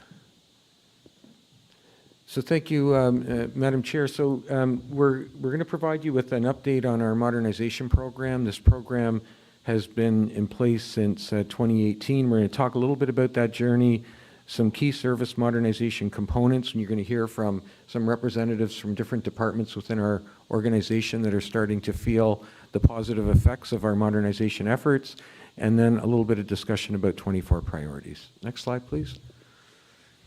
So really, this is about continuous improvement, and it's about reaching people in the way that works for them. So it's not sort of one approach that works for everyone. It's providing a service-focused organization that drives effectiveness and efficiency in operations and ultimately value for taxpayers. Part of this involves developing that culture of collaboration, innovation, strives for service excellence, and that's really been put on steroids as a result of going through the pandemic and sort of our move to transition. Next slide, please. In 2018-19, we developed a continuous improvement framework and program for the Town of East Gwillimbury. We refer to it as the Municipal Peak Performance Program. It focuses on people, process, and technology. It's been recognized nationally, and we've certainly continued to see that generate positive results annually as we invest in this program. I think of it no different than investing in your roads program or in your trails program or any other program. This is the program that continues to look at ways that we can continue to support our staff to operate in the most effective and efficient way in delivering programs and services to our residents. Although it talks about people, process, and technology, a lot of people get a little focused on the tech part because that's the flashy, part of the conversation sometimes, when really the technology is simply the enabler for our people to provide the services that our residents depend on. And that really is founded on ensuring that we've got efficient and effective processes defined in order to deliver. Next slide, please. So very briefly, journey to date. In 2018, Mr. McNeil joined us in the Contracted Director of Information Management and Transformation role. We developed our modernization program, the Municipal Peak Performance Program, and fortunately, we were just slightly ahead of the province deciding that they were going to announce money for modernization. So we were very well positioned at that point to take advantage of that. In 2019, we undertook what we called a municipal service delivery review, which was an extensive outreach program. We identified just in the ballpark of 300 potential opportunities for improvement in our organization. One of the things that you're going to see in 2024 as proposed is to do an assessment of how we've done in that 5-year plan and to update and develop that service delivery review plan for the next 5 years to take us forward as we continue. So I'm not going to go through the details on that slide. At this point, I'm going to turn it over to Mr. McNeil and the presentation team. Welcome, Mr. McNeil. Good morning, Council. Thank you. Thank you, Mr. Valchek, for providing an insightful opening to today's modernization program update. Good morning, Acting Mayor and Council members.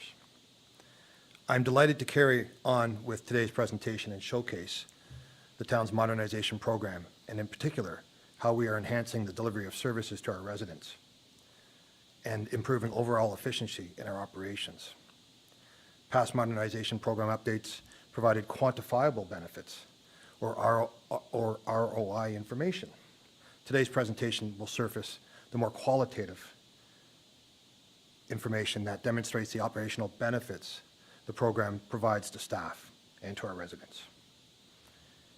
Before I move on to the exciting news about the program, I would be remiss if I did not express my gratitude to staff for their patience and support as we introduced new technologies, streamlined internal processes, and implemented many new services that benefit our residents. I also take great pride in the successful transformation of the IT team. The team has shifted from a traditional IT service organization that focused on hardware, connectivity, and application maintenance to one that embraces modern information management practices and leverages digital technologies to allow us to develop innovative services and solutions in-house, eliminating the need for costly third-party service providers. The following is a listing of the components that comprise our modernization program. Originally, I had a technology-based slide here, demonstrating all the complex technologies that have been implemented, but I think this best sums up what we've done with our modernization program. We've carried on with training and support of our staff and making information readily available to build confidence about our technologies, our new services, and the effective use of information in the delivery of services. We've standardized, and we're passionate about process automation, and really what that is really just documenting in a business architecture the way we want our service to work, the way it works today, and identifying any gaps. It's a great way to communicate to each other how our services should run or can run, and the potential's there. You've seen many of the digital forms, Council, and staff use them on a regular basis. And our dashboards as we enhance our ability to analyze the data that's in our environment. Many of you have experienced some of our mobile solutions that staff carry on a regular basis. We're now transitioned to using our phones in the operation field. And in many cases, that's revolutionary for a municipality this size. And we've adopted other forms of technology to support our modernization program and the enhancement of our services. But sometimes we have to rely on third-party solutions that are they're the best choice for us, and we do. It's not really just about in-house services and doing it our way. It's embracing what's best for this organization, and we continually do so. But today, and COVID and other environmental changes and impacts have highlighted the need to modernize our administrative policies and procedures, again, to support staff in the use of all these new technologies and services across the organization. Next slide, please. have a lot to say, so I have some notes to support my conversation. So how we are able to manage the level of detail and the complexity and the amount of work that the team has built out across the organization over the last few years is we implemented a modernization PMO to allow us to manage the workload, the inbound of ideas, the processing, the prioritization of new projects, and a light process that we've introduced and we've trained staff on, including introduction of new templates or templates that keep, it's project light simple, it's PMP light simple, but it works for this organization and it ties to the genre, the evolution of this organization and where we're at today with the delivery of projects. So we've had a lot of success coaching up staff. Many have taken on projects on their own. And having a modernized PMO allows us to do that. So basically, in the last 3 years, we've delivered up to 153 projects since 2019. That's a sizable amount. And to us, a project is anything that takes 8 hours or more is a project in our eyes. Often projects, I'd say 90% of our projects take weeks and not days, but we want to classify projects as being anything that takes a combined staff time combined of 8 hours. Anything less than 8 hours, we consider a service request, and we have a way to manage that as well. And currently, we have about 144 projects that I would say are future projects, which will be assessed, partially part of the future proposed 2024 service delivery review as part of that, and also through consultation with staff as we sit down and we do a discovery session about their project, and we work with them, and often projects are combined or terminated, and we have a way to manage that as well, because often, the problem that was documented or highlighted a few weeks or months ago is no longer an issue. So we have a way to manage that as well. Next slide, please. Well, key modernization activities. So today, again, it's more qualitative-based information. We want to show the impact to the organization through the eyes and the words of staff who represent key areas of this organization. So in order to save time, I've asked 4 operating branches to share their favorite modernization successes and future objectives. Even though we have over 60 digital automations that we'd like to promote today, we've chosen 4. Okay? So in this regard, I'll lead this area of the presentation and speak on behalf of Ms. Jennifer Nichols, and I'll highlight the bylaw inspection solution that staff developed in conjunction with the staff in bylaw. And fortunately for Ms. Nichols, she's away on a beach somewhere and enjoying that. So I'm going to present on her behalf today. Next slide, and this is it. Thank you. So the bylaw inspection solution was developed in-house in partnership with bylaw staff and IT. So far this year, the solution has supported 1,709 inspections. The key benefits include the ability for officers to generate inspection reports, access inspection checklists, capture data and complete inspections on site using their mobile devices in real time. The application also provides comprehensive reporting and analytic capabilities, enabling better insights into inspection data and the ability to generate detailed reports, which help identify trends, areas of concern, and the opportunity for process improvement or training. The bylaw inspection application is a powerful step forwards in modernizing bylaw enforcement services. By harnessing the benefits of digital automation, we are revolutionizing our bylaw inspection services as a proactive step towards a more efficient, transparent, and resident-centric municipality. If you don't have any, I'm available for questions about the bylaw inspection or anything I've communicated to this point. Don't see any. Thank you. Thank you. I welcome Mr. Mazzota from our Parks branch to speak about his favorite modernization solution.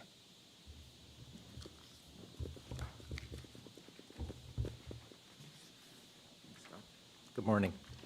CPRC has benefited from the modernization program in both parks development and operation branches. With the assistance of IT and geomatic staff, a smartphone-enabled application was created to collect and assess conditions within all parks, trails, and public realm spaces. In only 4 weeks' time, 2 part-time staff were able to collect and georeference over 8,000 assets, such as sports field infrastructure, site furniture, signage, and playgrounds. And I will say this is the first time that we've done a comprehensive evaluation of condition of all of our assets. The information collected will be used to map out and set priorities within the town's 10-year capital plan, which will align with the town's overall asset management plan, which is currently underway. Another area that benefited from the modernization program, and this one's a big one, is through the creation of digital forms in the parks operations area. In the past, park staff completed all park inspections, including trails, using paper forms. Also, operational tasks such as checklists were completed on paper, which proved to be cumbersome to follow, maintain, file, and reference. Now, with the assistance of tablets and smartphones, staff are now able to inspect and effectively meet levels of service and operational requirements efficiently.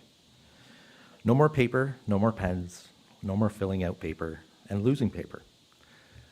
I will say Parks does have quite a bit of paper, and we're very happy to leave it behind.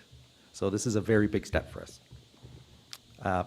Most importantly, digital documentation allows the town, I think this is a very big one, allows the town to have a solid record of maintenance activities to eliminate exposure to risk. And that's a big deal with winter maintenance, for example. So next up is Emily Mason, and she will be providing an overview of ECSS automation.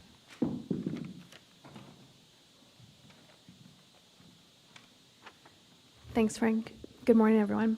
So over the last couple of years, well, in 2022 and 2023, our department has adopted quite a few new technology forms and modernizations, which have helped the business operations side of fire and emergency services.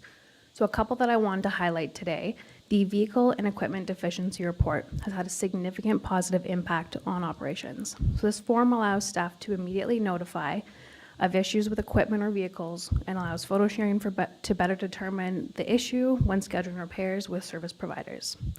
This saves time, paper, and allows for better tracking and faster follow-up on issues with equipment.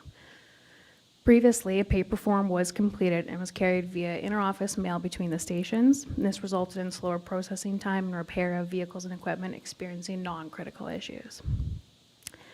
Another one was the fire prevention concern form that was provided, that provides staff with on-demand reporting tool and direct notification to the fire prevention branch. So when staff are out in the community and discover a fire safety concern, the form is filled out and informs staff of all the important details to follow up on. The previous deficiency form was a paper version as well, which would take longer to process by the time it was received in inter-office mail. So both these forms provide important data analytics that can be used to inform business and program decisions. For example, increasing public education in a certain area if trends advise that there is a trend of a certain type of issue in the town or a specific geographical area. Another one that we worked on this year was the employee exposure report. This also transitioned from the paper 3-ply carbon copy to a digital format.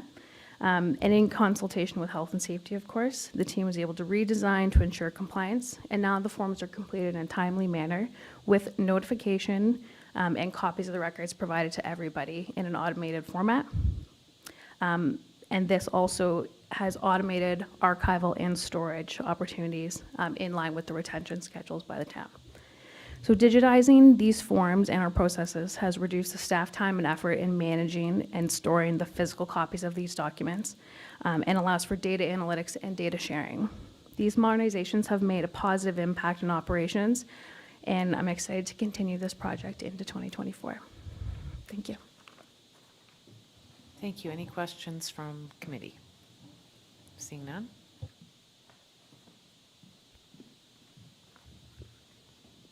Good morning. I'm happy to be able to talk about 3 corporate projects that CIS and IT have recently jointly cooperated on and brought forward to a pilot proof of concept. The first is our automatic automated vehicle locator system, or AVL, initially installed in all winter maintenance operations, both the town and our contractors, to assist with claims and risk mitigation. We've recently expanded this program to all corporate fleet vehicles and major equipment. Supervisors and managers can now view live and recorded trip histories to enhance customer service, promote safe driving, and even obtain vehicle maintenance warnings, including idle time and fuel consumption. It's also very helpful to know where all our fleet assets are and ultimately where they've been. Next slide. In 2021, the town was successful in obtaining a provincial grant to develop a winter operations dashboard. This internal developed dashboard was piloted this past winter season and has proven to improve our data tracking and performance of each operator, and is being used for both roads and sidewalks to monitor how much material we apply and to monitor route completion timelines to make sure we're providing a consistent level of service. This operational data in digital form allows us to analyze the amount of material consumed during each event and review this route information after each storm. This dashboard also helps us manage large amount of comparable data through the season as an important tool to ensure our response to winter events remains efficient while achieving regulatory requirements and service level expectations. Next slide. And most importantly, last slide for me. Finally, as part of the winter maintenance dashboard projects, we developed and implemented a winter operational smartphone app to allow both staff and contractors, regardless of their work location or time of day, to enter their start and finish times, route, and material use. Leveraging this digital timesheet, we integrated the AVL system data mentioned previously to allow us to track and confirm route completion and vehicle movements live during each event. Historically, operations has had to, without this digital tool, physically go out to the field and observe what's going on, with supervisors literally driving the streets looking to see if everything's been complete. As shown on the slide, the top graphic is a screenshot of mid-morning of February 3rd, showing that 65% of the roads had been cleared during a plowing operation that started at 4 o'clock in the morning. Green roads are complete, red still require maintenance, while the bottom graphic shows 29% of completion of sidewalks. The bar graphs on the right side quickly show the progression of individual routes, allowing supervisors to monitor activities remotely and redeploy resources as needed. We believe that this dashboard has cost avoidance through efficiencies of about $35,000 and allows for quick resource adjustments and confirmation that, most importantly, all routes have been completed, no streets were missed. This coming season, we hope to more widely make this dashboard available to internal staff, including customer service, and ultimately roll it out to the public in coming time to let the public know that we're out there in the winter and doing the jobs to keep the roads safe. So I welcome any questions. If not, I will pass you on to Scott. Any questions from committee? Seeing none, thank you very much. Thank you.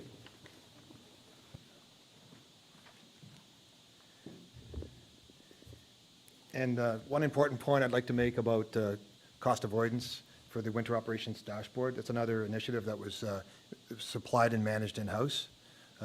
If we went to our vendor, it would have cost us $91,000 a year for that service. With staff, internal staff, with the support of the operating department, we were able to do that in-house, saving most of that $91,000 a year. Okay. Slide 15 represents our honorable mentions. There's a lot to say here today, essence of time and such. We've highlighted some major initiatives that have taken place in the organization. This slide actually accentuates the volume of digital automations that have transpired over the past 3 years, starting with the push to virtual service delivery resulting from the COVID pandemic. It started there. That's our start of our modernization, where we just had to switch in a matter of 3 weeks to transition to virtual meetings and sharing information digitally. Staff quickly learned to embrace digital tools and mobile technologies and the importance of collaborating and sharing information. I'm proud to say that the town of East Gwillimbury is 90% digital. While I believe this is great news, I want to highlight that we still maintain a presence of paper-based services for our residents that prefer using traditional methods and services. Next slide, please. And now we have some priorities for our continuous improvement program. We've come a long way, but as stated previously, service modernization is a continuous process that requires maintenance, like any other process or program. and in some cases, the implementation of new ways to communicate and work together to deliver services and continue to meet the town's climate change objectives. In 2024, the town is committed to modernizing its HR processes to improve efficiency and create a better employee experience. You belong. The automation of our records management system will streamline our records management practices, ensuring that we can remove duplicate records and enhance records disposal and enhance the records disposal process. Expanding our CRM service management solution, Salesforce, to cover more internal services will help us to standardize service excellence across the organization while reducing the workload on staff. We seek to establish an open data portal to promote transparency and public access to valuable map-based information. Additionally, we will update our administrative policies and procedures to optimize our operations and streamline the onboarding of new staff. We will pursue a comprehensive voice communication strategy to ensure our voice communication channels support staff and residents' needs. A lot has changed, and we have to go back and look at our voice communications. We will also strive to implement 50 additional digital automations that will further streamline internal services, reduce manual processes, and provide solutions that staff value. Furthermore, we will continue to move more of our physical records to our document management solution, which will improve access to legacy information, improving the FOI process, and create a secure and the care and security of our historical records. Lastly, we propose to conduct a service delivery review to reassess services across the organization to better understand our strengths and areas for improvement. Next slide, please. In summary, I'd like to emphasize the noticeable impact the Municipal Modernization Program is having across the organization. As you see today, there's a positive shift towards more personalized customer experience and the use of digital tools. We see across the board increased collaboration and sharing of information, removing what I would call our data silos. I also see a change in our process silos. People are willingly working together and sharing and co-developing services and internal processes. I see increased engagement and a desire to be innovative and open-minded. The use of basic data analytics has empowered data-driven decision-making and a focus on performance metrics in the delivery of services. We've seen improved data security and a strong awareness for the protection and privacy of information. Across the board, we've seen an uptick in the trust. We've seen an uptick in the trust of our data, along with an appreciation for one source of the truth to information management. In the past, council have asked about the ultimate goal or completion date for the modernization program. Personally, I believe the end game involves reaching a state of continuous improvement and proficiency wherein staff are equipped with the tools, skills, and confidence to adapt to the changing needs of residents and to meet changing legislation. Thank you for the opportunity to present to you today, and I would be happy to answer any questions you have about the program.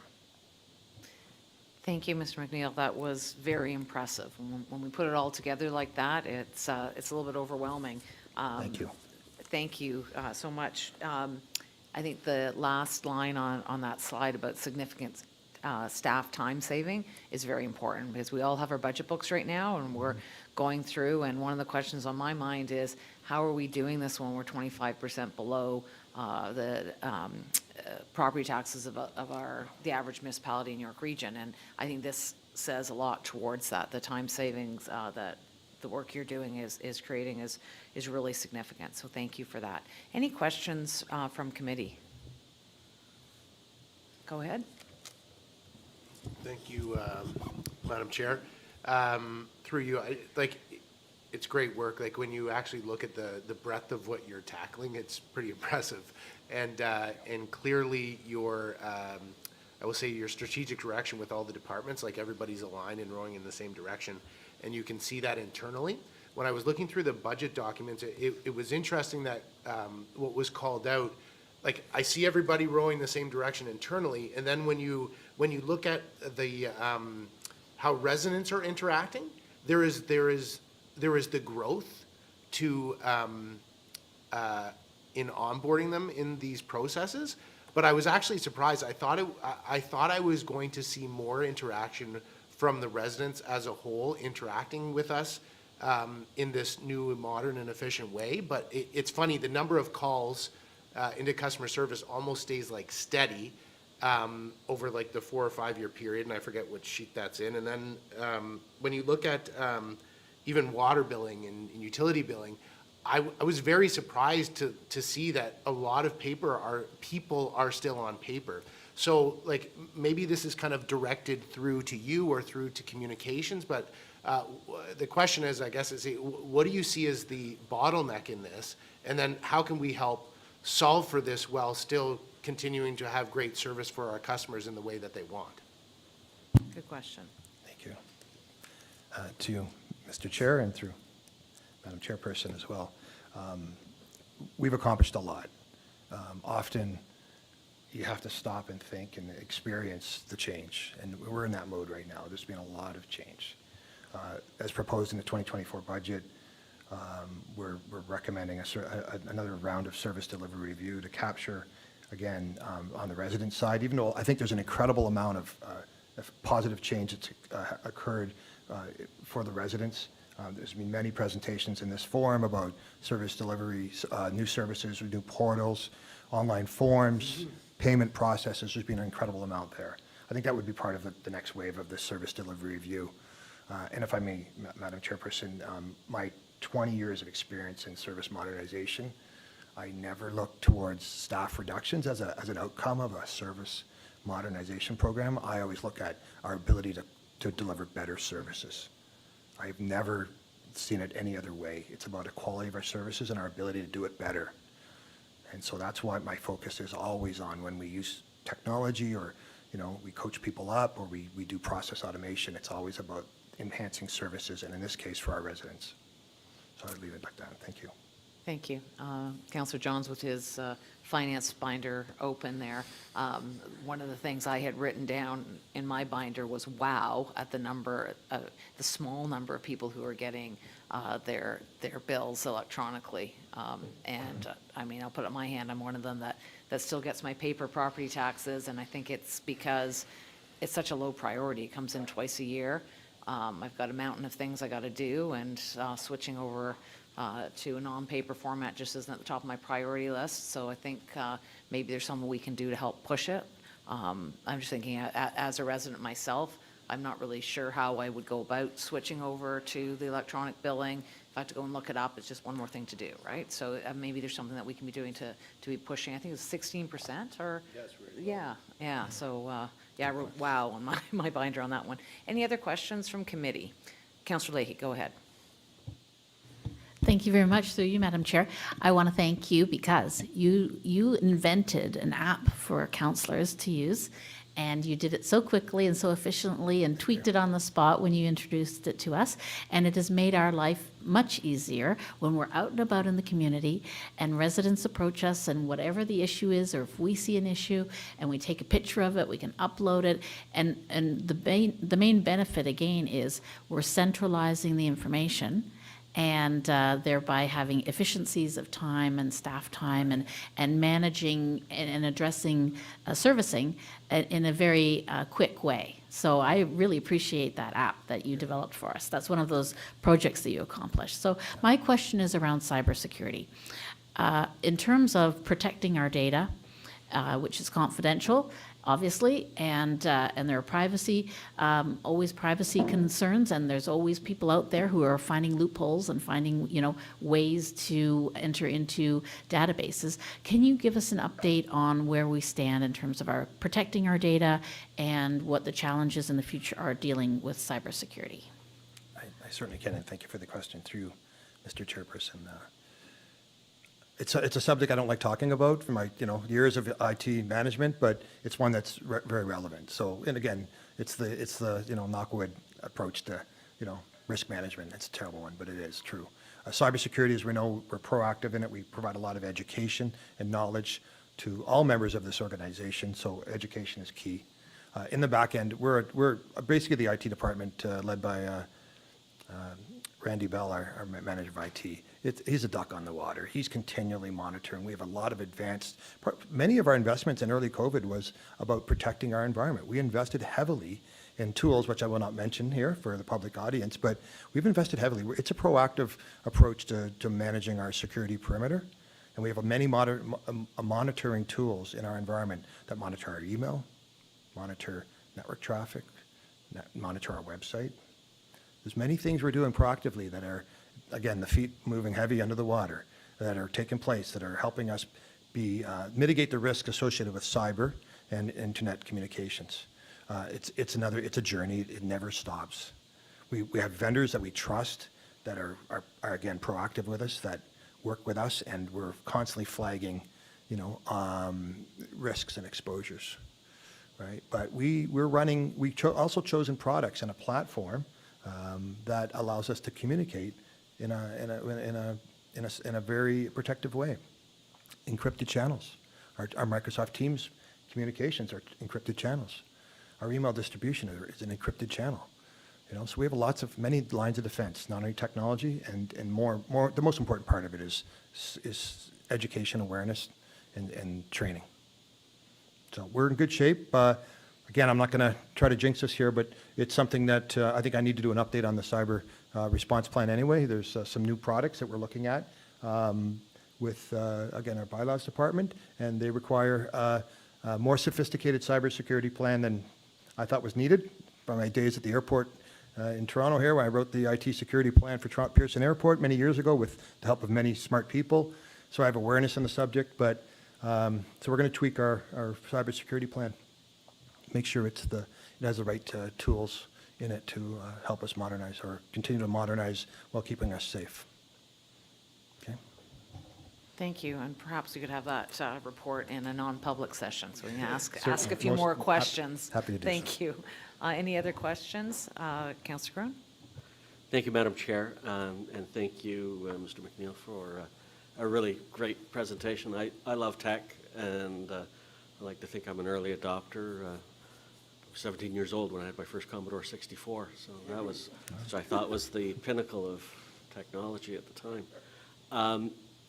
Curious, and you may have, I think you've answered part of this question earlier, but I'd be really interested to hear what I'll call it your 30-second elevator speech, if you were speaking to a resident about the taxpayer value that we're providing to them with all these modernizations. What would you say to them that they're getting in exchange for all this great stuff that you're doing? Yeah. Thank you for the question. Good question, Mr. Chairperson. I would say the benefit in January, when Mr. Velchik presented on my behalf, I was under the weather on the day. It was really more the ROI, the tangible benefits, the quantifiable benefits. Our ability to be innovative and share ideas and approaches on how to deliver services across this organization allows us to do something a lot different. We don't have a lot of data silos and process silos anymore. And you can call those silos different things, but everybody's working together. If I could showcase just one example of one of the early process automations, and I know I have 30 seconds, so I'm going to go really quick here.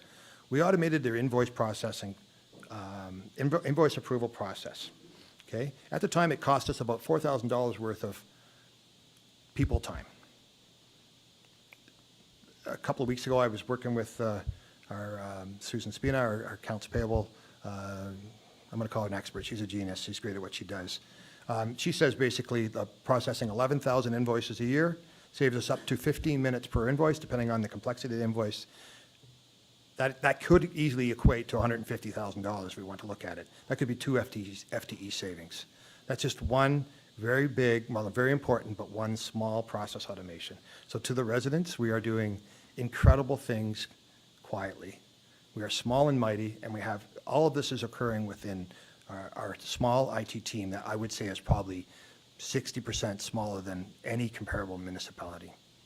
And we have the tools. So thank you for your support and investment in this, I think, pretty incredible program, if I may. Thank you. Thank you, and that brings up a good question. How do we compare to other municipalities of our size? So our IT department is small, but is all this modernization that we're doing, is this, typical for most of the municipalities, let's say in the N6, or are we light years ahead? Well, from a staffing perspective, it's atypical. We have 4 internal staff, and we have 3, I'm going to say, digital consultants, people that are helping me and will help the team, but helping in areas that I can't get to. There's a lot of work, a volume of activities. So we're managing, using our capital wisely to bring in targeted expertise. I think longer term, this organization would benefit by transitioning some of those contractors to permanent roles. This is continuous. We're going to just get better at process delivery and managing once we get the metrics, which we're building right now, we're going to, when we have the metrics on for all of our services, we are going to be able to make some pretty incredible decisions, and it's going to influence a lot of what we do. So based on where we are now, how do we compare to other municipal comparators? As far as the services we're delivering digitally, the whole modernization journey, are we leading it? Are we somewhere in the middle of the pack? I'm a pretty conservative individual. We're breaking down the doors, I would think, and the amount of, the lack of complexity that we're implementing as part of our modernization activities. We're making it intuitive. We're making it easy, which is our job. Our job is to make technology easy to use. So we're implementing solutions and providing training to make it easy. You see, it's pretty intuitive, a lot of the stuff we're doing right now, right? So that takes an understanding and a vision, a passion for making things easy. We are easily 60% smaller than any comparable municipality, and we're doing a lot more. Okay, that's Okay, what I thought. Thank you for confirming that. We have Well the done. right people. Thank you. Well done. If there's no other questions, can I get someone to move receipt? Councillor Roy DeClemente, all in favor? And that's carried. Thank you so much. Thank you, Appreciate it. Madam Mr. Chairperson, Council, thank you. We have one more presentation or one more report under corporate services, and that is the outstanding council items list for Q3. Mr. Valchik, can you take us through that? Thank you, Madam Chair. Nothing really to add. This is the second time that you've seen this listing, just to provide you with a sense of outstanding council resolutions that are where there's actions pending. And so this is led by our clerk's office, so really with great thanks to our clerk and deputy clerk for putting this together, and we'd be happy to answer any questions you might have if there's particular items, or in particular if there's anything that you expected to see on here that by chance we may have missed. It's a good opportunity for us to hear about that as well. Thank you so much. And when we first proposed this, I thought it should come out more frequently, but it seems like we just saw this, so I think the frequency is probably enough. Questions from council, from committee? I have one while everyone else is thinking about it. We had talked about reviewing our property standards bylaw in light of some of these properties that are kind of in a holding pattern waiting for development. Now, I don't see that on there. I don't know if I missed it or if it was a sort of general comment from council rather than specific direction, but it's something that I would like to see happen and see it getting tracked. Sorry, I'm going off of memory here, but I think that was after the end of Q3. I think that was the first meeting in Q4, and this one would just report up to and including Q3. Okay, that's great. Can you just flag that to make sure that it is on? Thank you. Anything else from committee? Mr. John? No, I just want to say that, I mean, the comment and jest about we just saw it, I think this is great. Like, it's wonderful for us. It's wonderful. You guys have already been doing it as a team. Thank you for presenting that back to us. I just think from an accountability perspective and how the clerk answered so quickly, and Ms. Benjamin was grabbing the mic too. This is great. So I just wanted to acknowledge that. So thank you. Yes, it's a good feeling that the things we asked for aren't just going out into the void, that there's some actual dates on here for reporting back. So thank you for that. Seeing no other questions, can I have someone to move receipt? Councillor Leahy, all those in favor? And that's carried. Is there anything else to add, Mr. Velchik? Nothing further. Thank you, Madam Chair. Anything from committee? Seeing none, I'll pass the chair back to you, Mr. Acting Mayor. Thank you, Councillor Carruthers. Looking at the time here, I am going to suggest we take a recess and reconvene at 1 p.m. sharp. Okay? We'll see you then. We are in recess.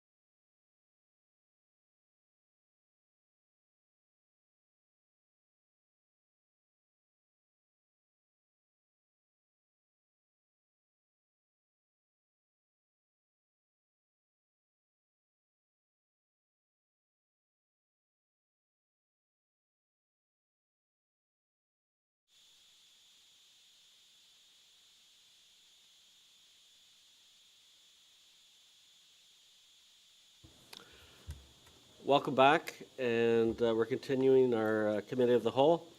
And next on our agenda is I, Community Parks, Recreation and Culture. And we have a report from Mr. Karmazin on a tree preservation update and draft tree protection bylaw.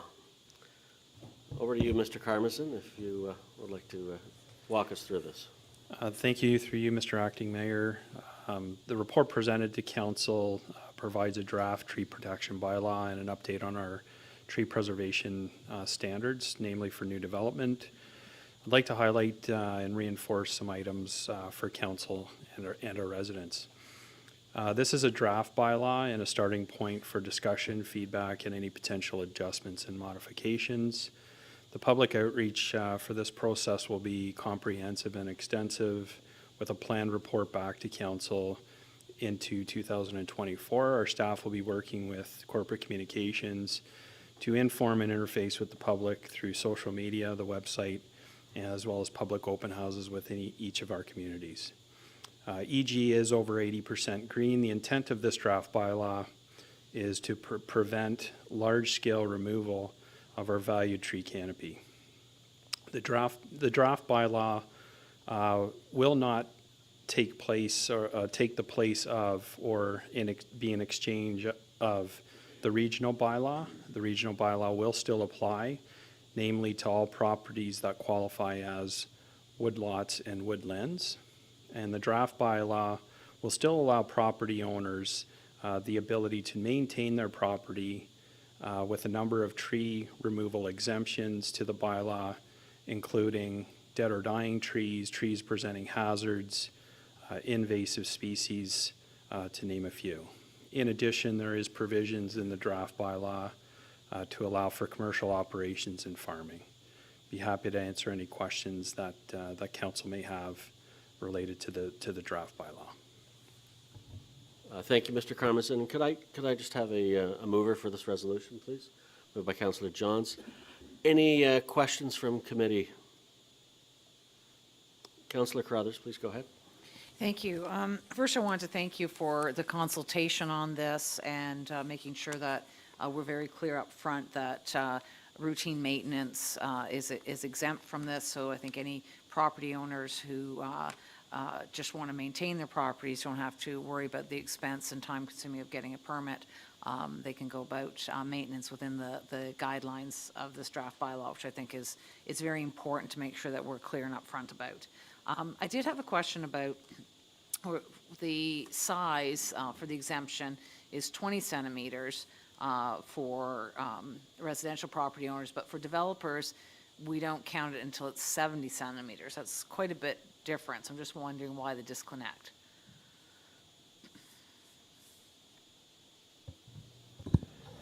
Through you, Mr. Chair, to my knowledge, the Thinking Green development standards exempt anything 20 centimeters and below. And so that is the development standard that we adhere to with all of our site plan as well as plans of subdivision, all of our development applications. The report says 70 centimeters. On page 6 of 9 of the report, removal of 70 centimeter DBH tree. I'm not quite sure. Is that, yeah.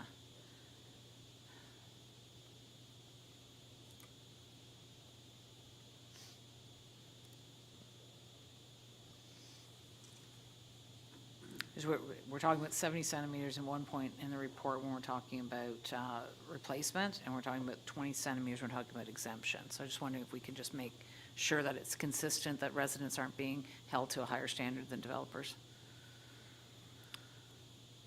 Yeah, through you, Mr. Chair, we'll ensure the language is consistent. To my knowledge, anything that is exempt is 20 centimeters and below. I'll have to check the bylaw as far as reference to replacement value. Okay. Yeah, so it's on page 6 of 9 that says removal 70 centimeter. And then, sorry, I thought I had, no, that's all. Thank you so much. Okay, Thank you, Councillor. Any other questions? Councillor Foster. Thank you, Mr. Chair. Just a comment more than anything, and we did speak about this in the consultation that we had, but I thought it was worthwhile bringing up again. I just want to make sure we don't get off on the wrong foot with this. When we make a statement saying that town, regional, provincial, and LSRCA land are exempt, I hope that our residents don't read that the wrong way. So maybe we just need to kind of add into that a little bit of a light explanation on our policy to support what we do to support or enhance the bylaw and the protection policy that this speaks to. So just something I think needs to be thrown in there to make sure that our residents hear that loud and clear.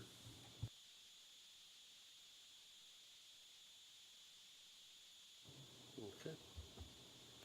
All right. Any other, Councillor Roy DiClemente? Thank you. I'm really happy to see this progressing. This has been something that I've been working on since I was first elected. So this is a pleasant progress. I think we do still have some work to do on this, and so I'm happy to see that this is just the first iteration, and I think that the public consultation process will be important. For me, this is really about bridging the gap between the policies that exist now that relate to the development process, as well as those managed forests and the larger tree canopies, but that we need to have the tools for our residents to maintain their properties, but at the same time also recognize that our tree canopy is important and that those larger trees have to have some kind of protection against wholesale removal. So I'm pleased to see this, and I know that we're going to try and strike a balance between the needs of our environmental initiatives and that of the private property owners. And I know we can get there because we're pretty close as it is. So I just wanted to thank staff for this, and I'm happy to hear things as they progress through the consultation process. Thank you. Well said. Any other questions? Councillor Jones? Yes, Mr. Chair, and thanks, Mr. Karmazin, for the consultation process that you had. I think it was Councillor Roy DiClemente talked about balancing the items and the intent of protecting the canopy as we go through and from the development stage and protecting against private property. And I still think there's work to do on the bylaw. I think about my property or even how I grew up and whatnot, and if there is a tree that I wish to take down, or as a private property owner that I want to take down, that is over 20 centimeters, I feel that I should have the right to do that, and I feel like I shouldn't have to come to the municipality and ask permission, and even if it was free, I still don't feel that I should have to come and ask permission to take down a tree that's on my property. But I recognize there's a balance. But I think there's a balance in trying to understand what we're attempting to achieve here, and I think that's looking at. So from a purpose perspective, if we were driving this from a regional view and saying that looking at our overall canopy, then that is about growth and planting. So maybe I would like to see, and maybe in relation to this bylaw, maybe there is, yes, we have this bylaw on protection, but we also have this proactive plan. And what is this proactive plan? And the proactive plan is actually planting trees. So if we as a town are concerned about our canopy, is the way to ensure the protection of our canopy to come after me as an individual homeowner? I think most individual private landowners don't want to take down trees, but if they wish to, I feel like there's a right.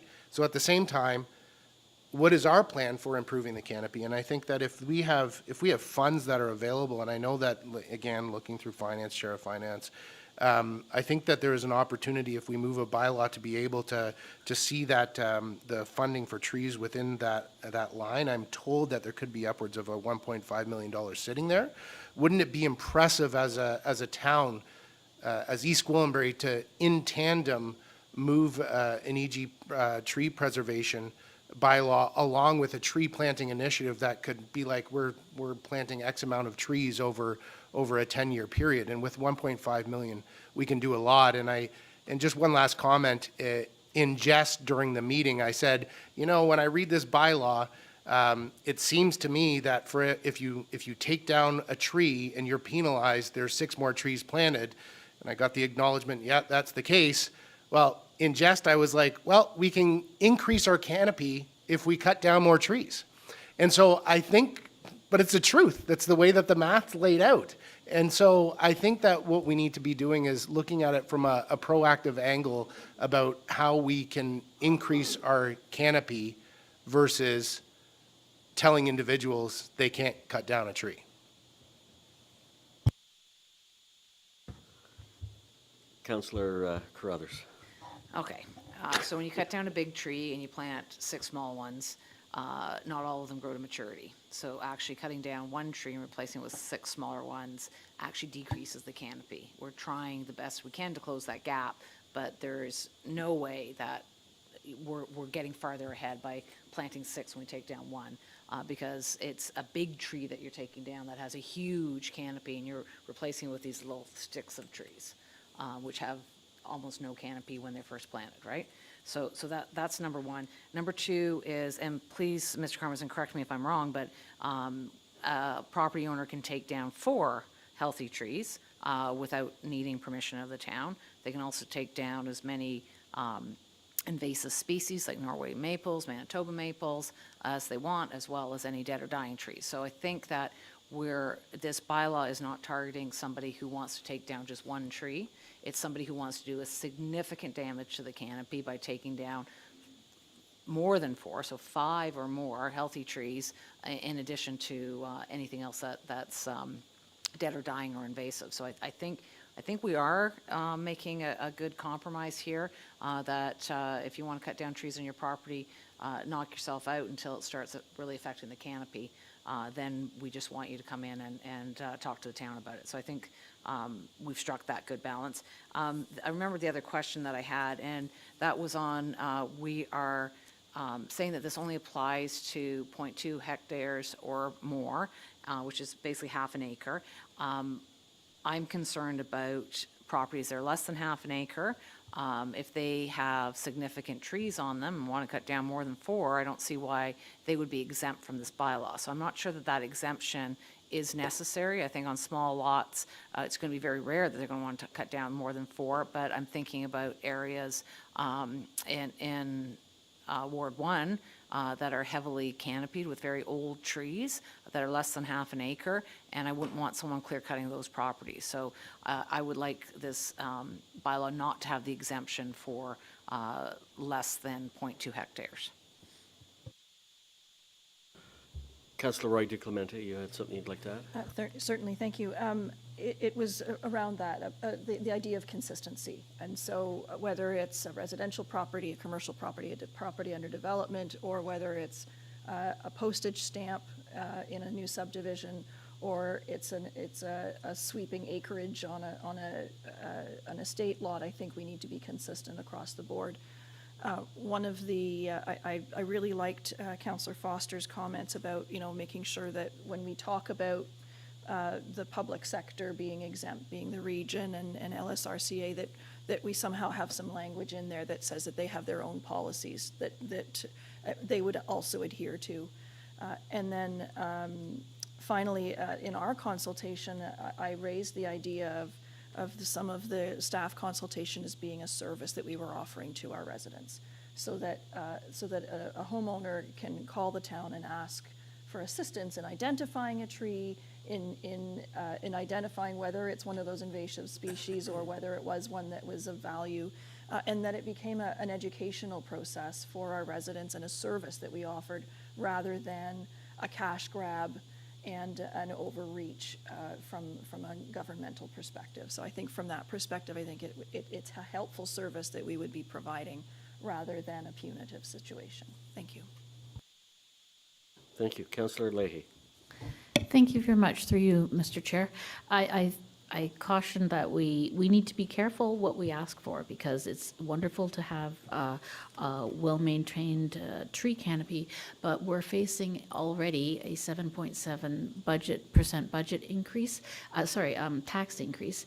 And my concern is that these services that you are now suggesting we'll be offering to all the residents of EG will require the hiring of more staff to follow through with the implications of this particular resolution that's before us. So we have to be mindful, if we are creating work, if we are basically saying we're going to offer further services, where is the money going to come from to support that? Thank you. Councillor Carruthers, you have a comment? Thank you. This is something that the Environment Committee was working on when I was the council liaison there. So what we are seeing is residents who have concerns about trees, who are asking staff for this expertise, and staff just doesn't have this expertise.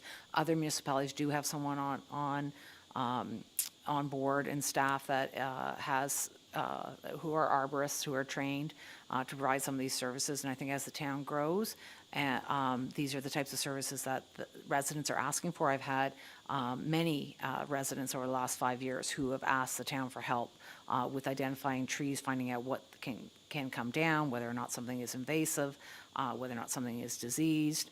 And we just don't have the staff on hand to do that. So while I'm all in favor of making sure that we keep the budget as tight as possible, I think that this is something that is long overdue, that we should have had a staff person with this expertise a long time ago. So I'm glad to see this finally here. And, you know, we pride ourselves in being green. We have it as one of our pillars, and we need that expertise to ensure that we're able to walk the walk. Okay. If I may ask a question, Mr. Karmazin, given that this bylaw is still very much in the early stages and draft and not yet bounced off the public for their feedback, no submission has been made to the Budget Committee for full-time employees, correct? For this year, this coming year. Through you, Mr. Chair, that is correct. We are waiting to undertake the public consultation process and then report back to council. We simply wanted to inform council that any potential bylaw would have a financial implication. Okay, appreciate that. Are there any other questions? Okay, I will call a vote that we accept the resolution as presented. All those in favor? None opposed? Motion is carried. Mr. Karmazin, do you have anything else that you'd like to share with us? Through you, Mr. Chair, nothing further. Thank you. Does committee have anything for Mr. Karmazin? Seeing none, I will now pass the chair over to Councillor Roy DiClemente for Development Services. Over to you. Thank you, Mr. Chair. We have a number of items on our prepared agenda today. The first being a report on a heritage removal request for 18898 Yonge Street, and I'll turn it over to Ms. Bégin. Thank you. Through you, Madam Chair. This removal request, as indicated in the report, relates to a property that was originally identified to be taken off the list and then remained on the list pending more detailed analysis. And our manager of planning is here and able to speak in more detail should council have any questions. I put the cart before the horse and I didn't ask for a mover. May I have a mover? Moved by Councillor Crone. All right. Members of committee, any questions? Councillor Carruthers. So if I'm understanding correctly, this house was on the list and then was deemed that it should not have been on the list. So I would like to see if we could refund the resident for the fees that they've incurred. Go ahead. Through you, Madam Chair, just to clarify, I think we can certainly look at that. This was recommended when the original list was created that it not be included, but because of its location and the concern that it had not been duly analyzed, it was included on the list.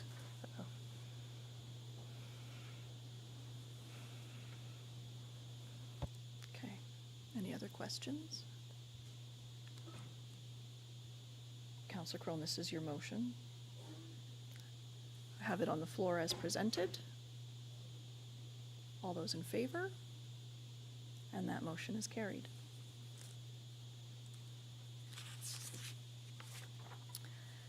Next item is a memorandum regarding Redwood Properties, a development update regarding a submitted official plan and zoning bylaw amendment application for 18477 Yonge Street.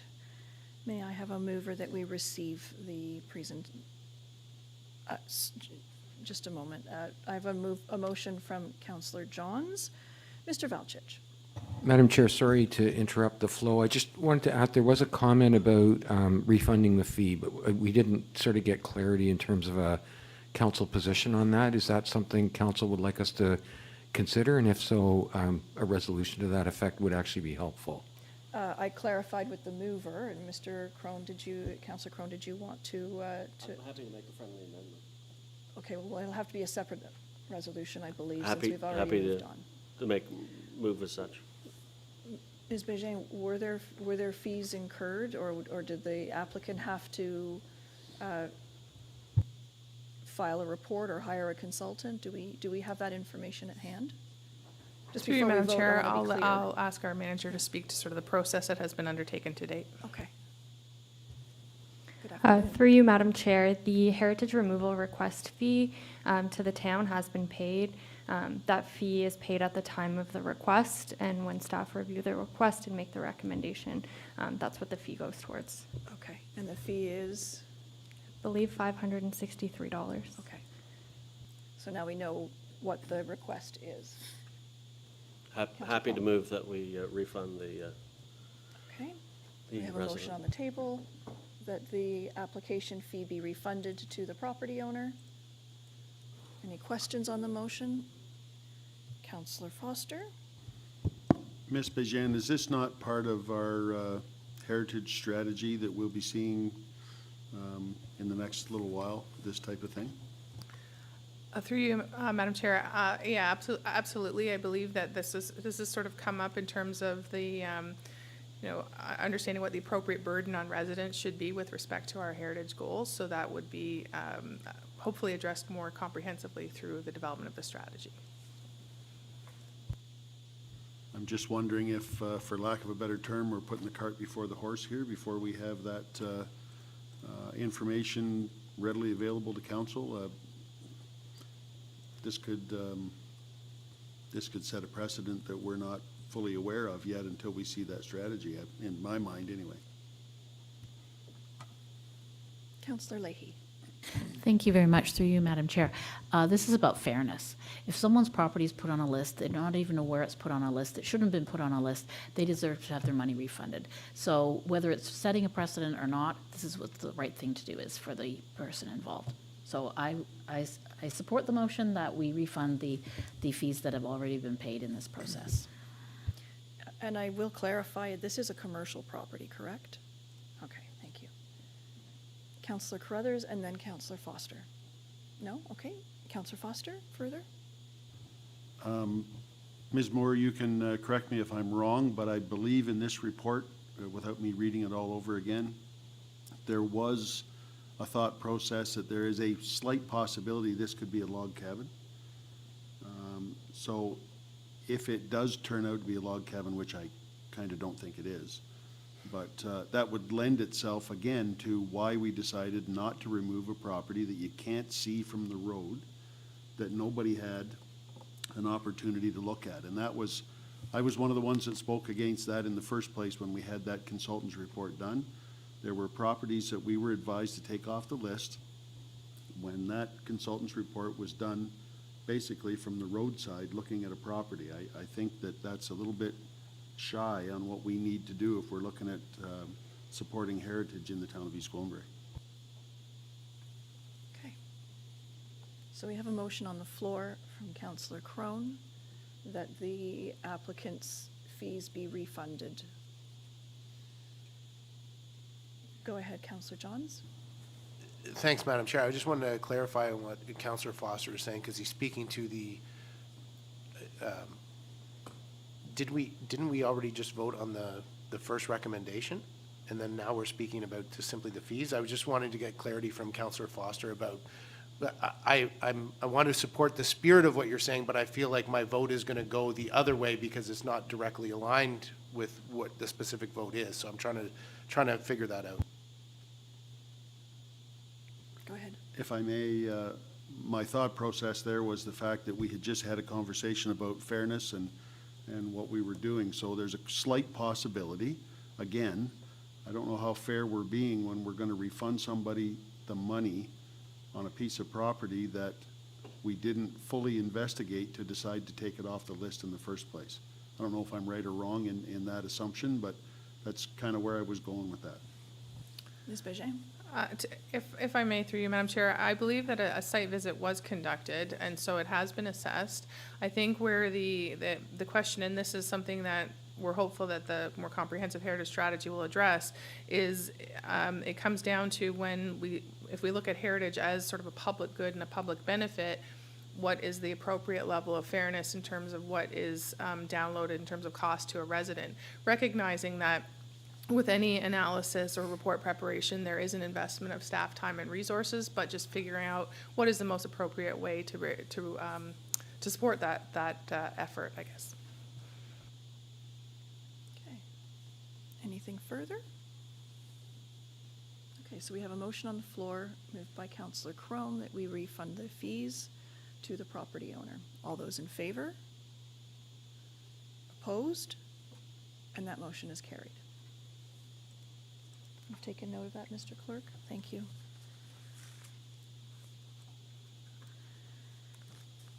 The next item on our agenda is a memorandum regarding a proposed site plan application for 18974 Leslie Street, otherwise known as the Sharon Temple. Ms. Bégin, would you, may I have a motion to receive, please? I caught myself. Councillor Johns. All right, Ms. Bégin, could you please present this? Thank you to you, Madam Chair. This is an introductory memo just advising council that we have received this application and will be processing it, recognizing that site plan approval later on in the process is staff delegated, but they must first go through the OPA and ZBA process. So this is the Sharon Temple part of the bigger conversation that has been ongoing in terms of the Welland development, and one of their proposed community benefits is the relocation of the Howard House. Thank you. Councillor Leahy first. Yes, thank you, through you, Madam Chair. It's not on our agenda. I'm confused. It's on mine. It's not on mine. Was it pulled? The first motion that I moved was for the Redwood, and then we ended up going back, so we actually didn't speak to Redwood yet. And then it's Howard House. Okay, so J2, we did not discuss. My apologies. I have. But I moved it. Okay, so Councillor Johns has moved J2. Ms. Bégin, would you like to present the memo? My apologies, everyone. Just to clarify, we're back on the Redwood memo. We're back. Okay, my apologies. Okay. My fault. Yes. I derailed us. Yeah, so this is an introductory memo for a development that will be holding their public meeting on the 21st of November, just to advise council that we have received the application and it is under review by staff at this time. Okay. Councillor Carruthers. Thank you. The report speaks to townhouses and an apartment building. And on the concept plan, there's just one little area that's shaded residential. I was wondering if you could help me understand where the apartment building would be and where the townhouses would be.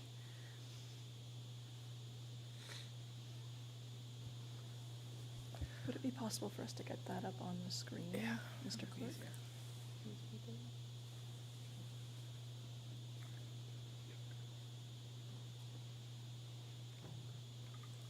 Is that the appendix you were talking about, Councillor? Okay. Thank you, through you, Madam Chair. I'll ask the manager planning, who's the planner on this file, to go over the concept plan. Just wanted to note as well, though, that this is just the introductory memo, so we'll be seeing a much more detailed presentation by staff and by the applicant at the public meeting. Through you, Madam Chair. Looking at the concept plan, it is hard to read the text, but the more orangey yellow is the residential area. We have reached out to the applicant to provide more clarity on the actual layout of that portion of the development in their upcoming public meeting presentation. If I may, thank you. I was under the understanding that it's the block that's close to Yonge Street that would have the apartment on it. And when we look at the pictures that they've sent us in the past, so I can't imagine that that little tiny bit of gold on there is 17 townhomes and 760 unit apartment building. So I just, this coming to us like this without a really clear picture of what we're getting here. I know we'll get more information going forward, but this really isn't enough information for our needs to be able to say how tall the apartment building is, you know, where it is, that sort of thing.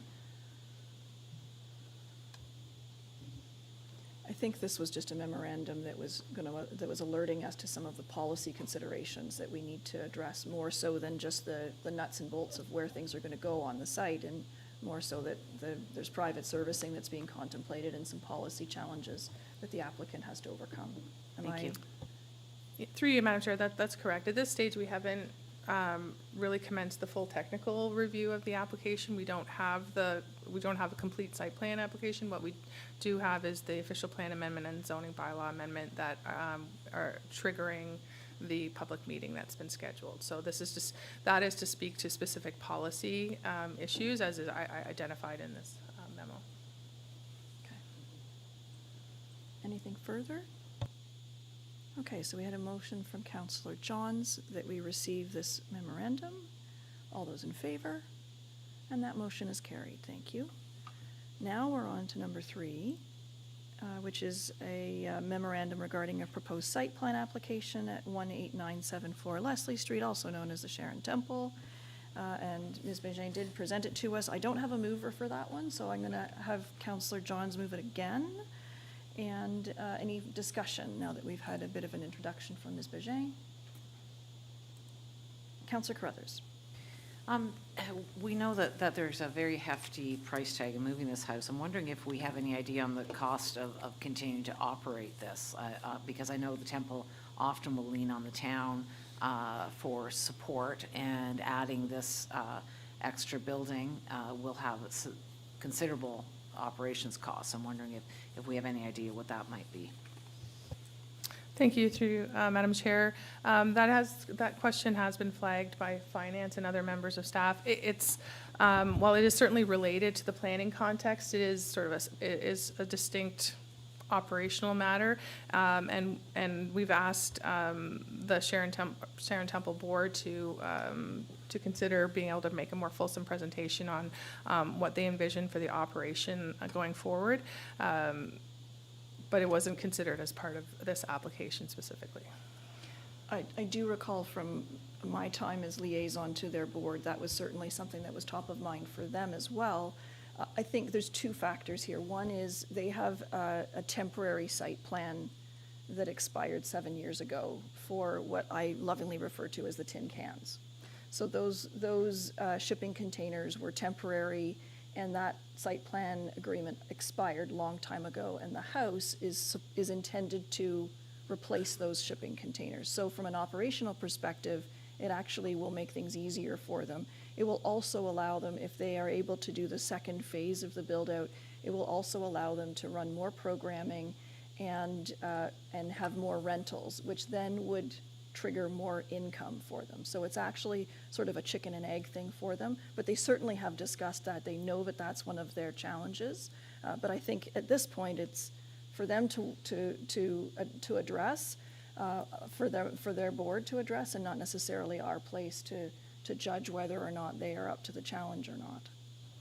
If I may continue, I do think it's our place because they do ask us repeatedly for money. We're told that they can't sustain it without help from the town. So undertaking something like this that we know will be leaned on to help with the funding of the operations of this, I think it's absolutely our place to be asking about this, and I look forward to a fuller presentation. Thank you.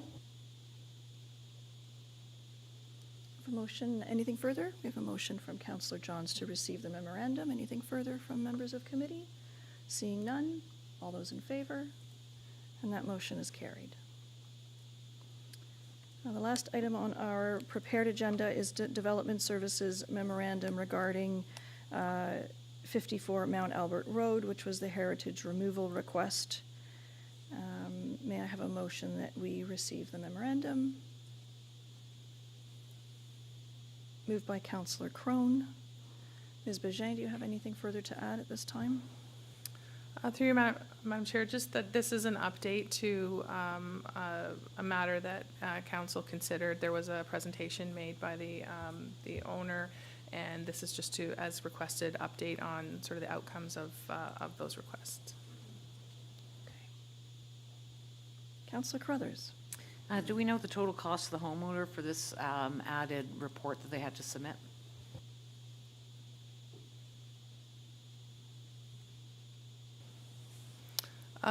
Through you, Madam Chair, I'm not aware of the exact cost. Okay, I just want to reiterate again, I've said this before, that nothing was saved again, but we have saddled a resident with another hefty bill without accomplishing any heritage preservation. So I think that this is something we really need to be considering, because it keeps coming back to us, and it's just a burden on residents, and it's not actually saving any houses. So this is another case in point. Councillor Foster. Again, I'm not so sure that I agree with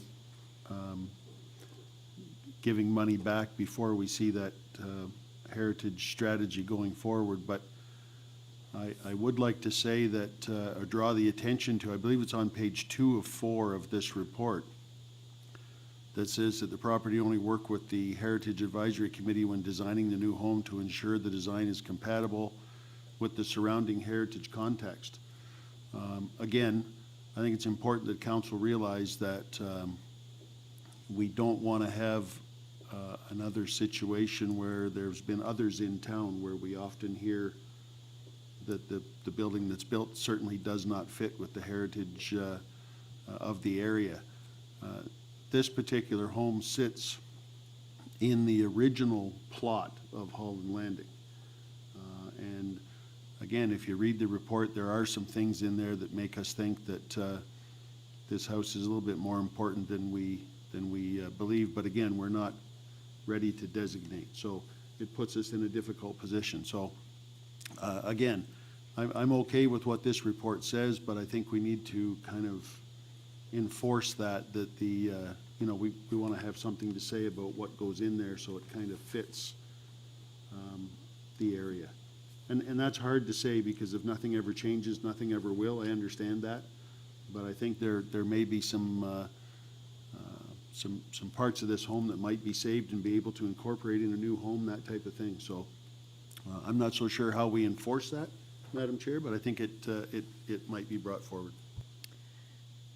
Ms. Bégin, would it be appropriate for council, I don't know if we can enforce it, but if we can, through a resolution or through our resolution today, sort of express support for having the new build reflect the heritage character of what came before it? Certainly to you, Madam Chair. It is worthy to note that this, in this instance, it was the property that was listed, not the building, and I believe it was the intention that for that reason that the property, whatever is developed there, remain compatible with the surrounding area. So, and that was perhaps lost in the discussion that we initially had when the current owner came forward, and may have. But the direction at that time was to complete the further assessment, and that has been done. So. Councillor Crone, this is your motion. Did you want to amend it to have another little resolution in there to gently remind the property owner that we'd like them to work with our staff to design something that's compatible. Yeah, I'm happy to do that, Okay, gently. gently. We express support for the property owner working with staff to assist in ensuring that the new build is reflective of the heritage context in which it sits. Is that fair? Councillor Johns? Just a point of clarification, because we're looking to amend it, but that's what the report, there's a paragraph in the report that suggests that, right? So this is kind of reaffirming. Yes. Okay. So we've heard the spirit of that, and Mr. Clerk, you can wordsmith it later? Oh, you can take care of it now? Sure. Wow. Perfect. So at this point, we've got an amended resolution that the memorandum be received and that the property owner work with staff when designing the new home to ensure the design is compatible with the surrounding heritage context.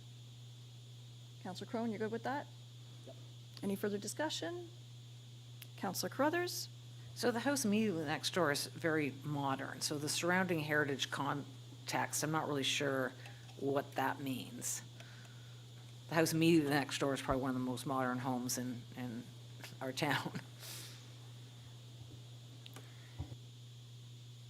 So perhaps what we want to say, Councillor Foster, maybe you can help us with this one, that to ensure that the design is compatible with the heritage context in the area?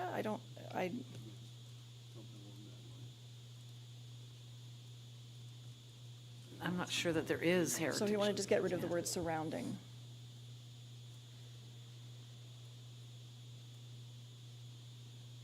Councillor Leahy.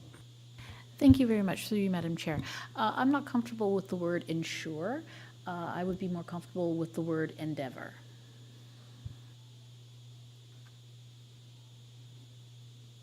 Councillor Crone is fine with it being changed to endeavor?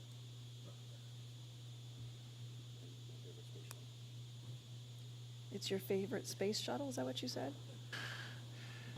The Endeavour? Right. Okay, Councillor Johns. So in spirit, I was going to be in favor of the amendment to the resolution or the motion. But I am also, just to be clear to everybody at the table, I'm in favor of the way that the motion was written too, because based on the report, it says that the homeowner is going to work to use elements from the existing house. And so I believe the report, I believe the motion delivers on the spirit and intent of what we're attempting to wordsmith, while in the report provides the specifics. So yes. I think that if we didn't have the amendment, I think that we would still deliver on what the intent was. So is there a desire to remove the amendment? These things were in the report, so they would have happened anyway, but we're arming staff with our voice as well to say, council wants to see this. Okay, so I was just trying to help move the business of the town forward, so I'll step back and then I will support as needed. Councillor Carruthers. I think we're putting an unnecessary burden on the homeowner. We've already asked them to jump through a bunch of hoops. The report talks about trying to use some of the elements from the house. The neighbor next door has an ultra-modern house. I think we're burdening this particular resident unnecessarily. So I would like this motion divided, because I will be happy to vote in favor of receipt, but I can't vote in favor of something else. Okay. So I'll call two votes.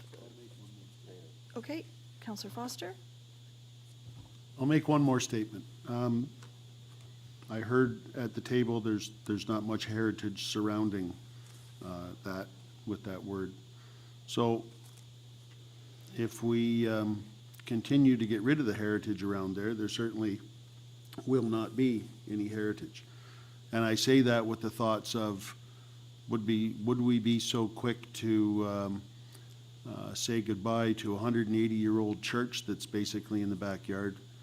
Would we be happy to say goodbye to a couple of properties on the corner that I believe one's probably around the same age as the church, and the one right behind it again. So it's right across the road from where the Red Mill was, which is quite steeped in historical information around the landing. I say the landing lovingly. I just think that we need to think about that, you know, again, when I said if nothing ever changes, nothing ever will, I understand, but I think there needs to be a movement to kind of protect something to do with that surrounding heritage.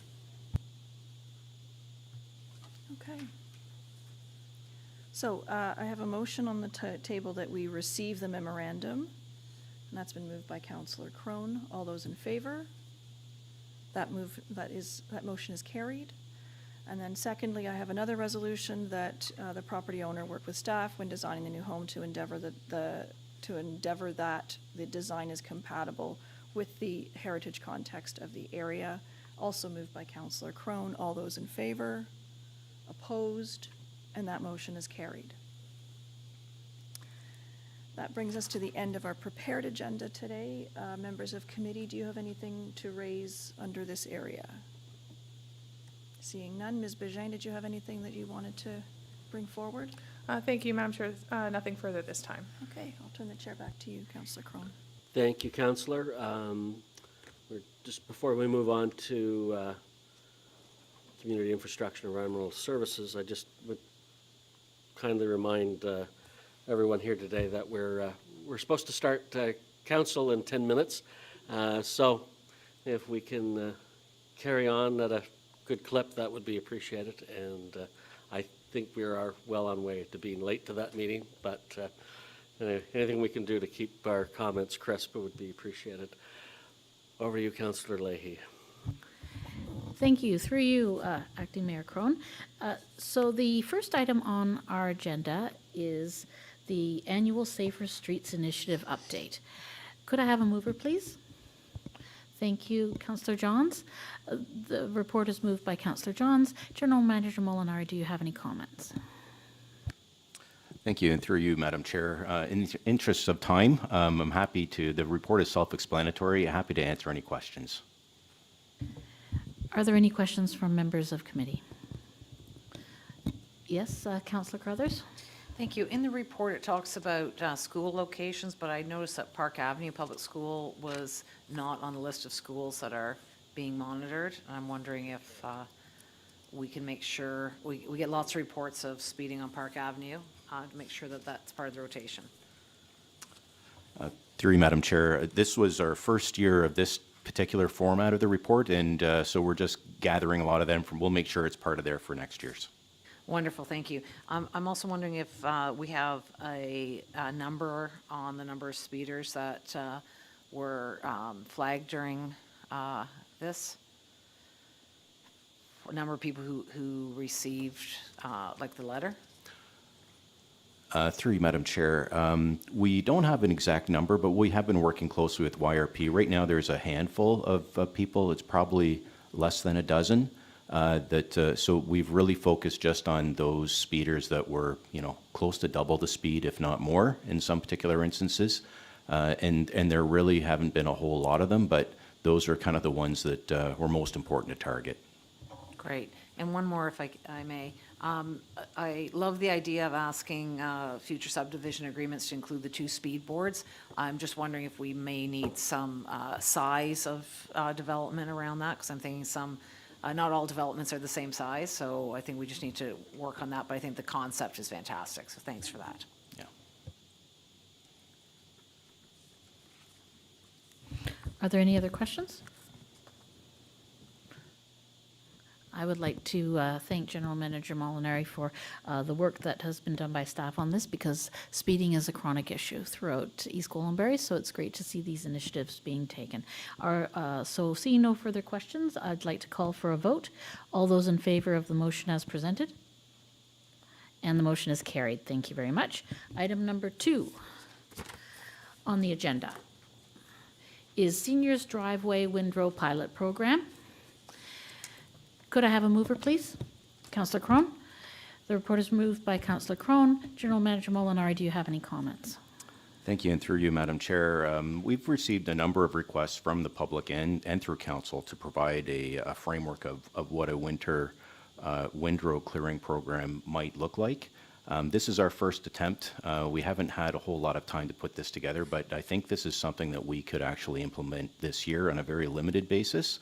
And with council's permission, we would absorb the cost for this year, test it out as a pilot, and if successful, bring it back as a permanent program in the future. But essentially, what it would entail is that the town would provide a subsidy for residents to obtain their own contractor to do their windrow. That allows them the flexibility in terms of timing to be able to do it right after the storm. If they don't need it right away, it could be, the day after, and achieve some savings in doing things like that.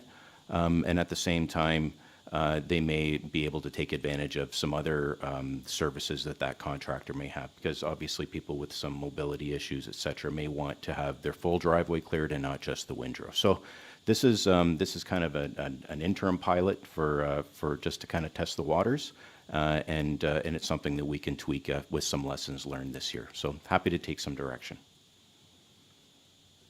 Are there any questions from members of committee? Yes, Councillor Crone. Thank you, Madam Chair. I just wanted to express my thanks to staff and for taking this on. I know we've been hounding you for a few years now, and I appreciate. I know it's an onerous task. So, and it's not like you're putting your feet up. You're very busy as it is. So I really do appreciate this. And Councillor Leahy, I know you've been pushing for this as well, and it's appreciated. I think this is the right thing to do. We pilot it, we learn, we get the bugs out of the system, and then we hopefully improve upon it. Lots of residents have noted other municipalities in the area are offering it. I think this is a nice value-add service that we can give to our residents. So I'm in full support of this, and I hope others will be too. Thank you. Thank you. Councillor Johns? Yeah, thanks through you, Madam Chair, and to actually kind of say to everyone, also in communications, can we just not call it windrow? Because I'm okay to say that I didn't know what that was. And so I think that we should just try to communicate in the best possible way that we can what it is that we're trying to do, because I think if we say windrow, they might say, did we make a mistake? They're going to come clean our windows, or so I think just calling it as the easiest way that we can, just so everybody knows what's going on. That's all. Councillor Roy DeClemente? Thank you. I'm fine with the word windrow. I think other municipalities are using that in their advertising, and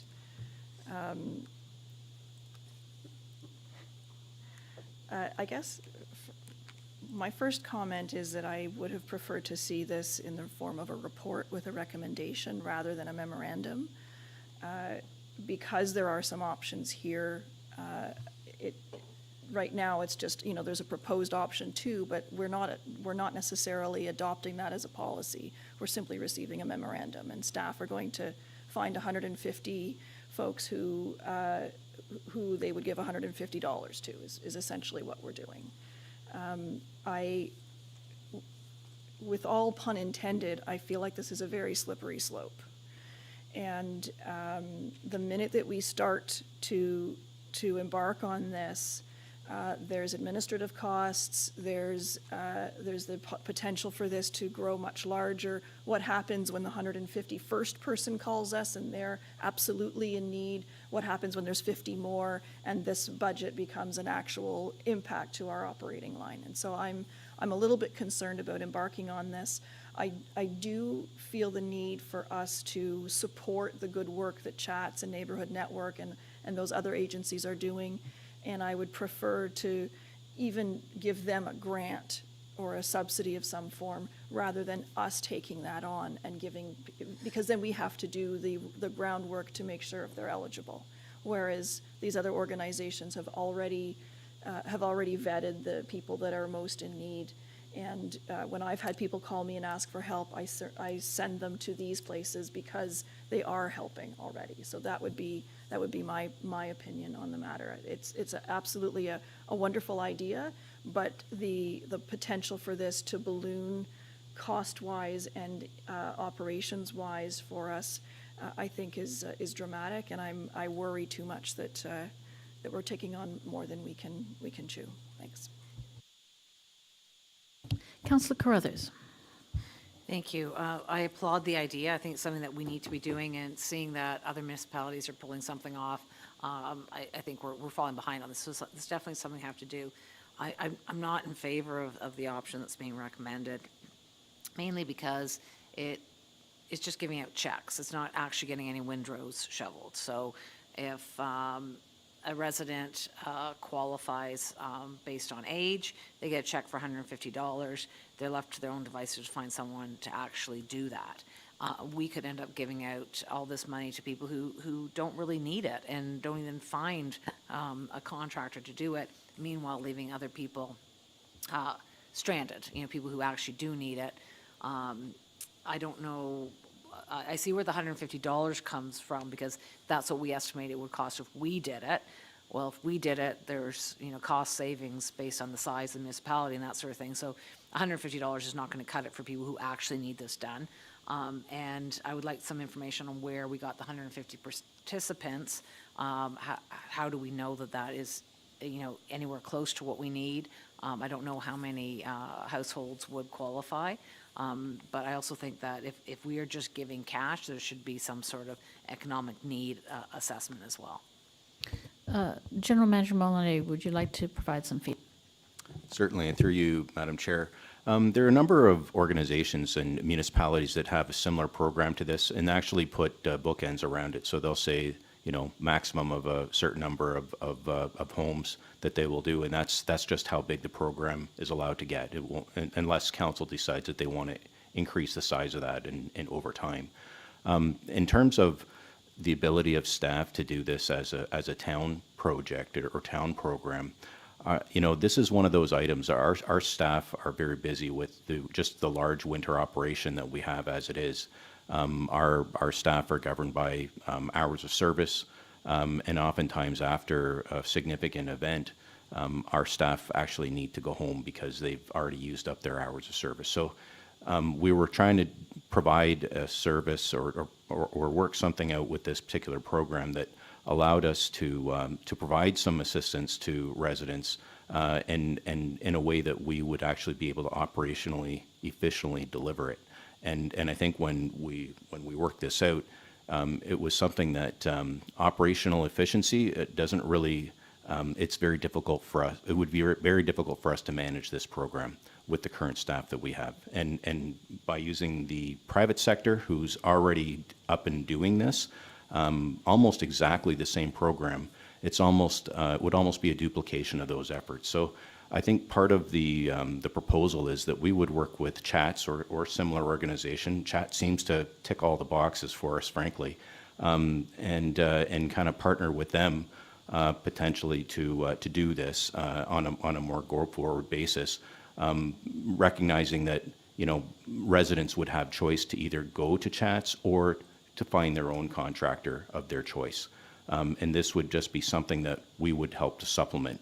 The $150 per location was something that we estimated. It wasn't so much how much it would cost us to do it, but in discussions with private sector, if you were to get somebody to just do the Windrow on its own, that would be roughly what we estimate that cost to be. It's not the whole driveway. It's just coming in and pushing that snow at the bottom, not even clearing all of it. It's really just clearing about a 3-meter section, so 1 lane width, and that's it. So.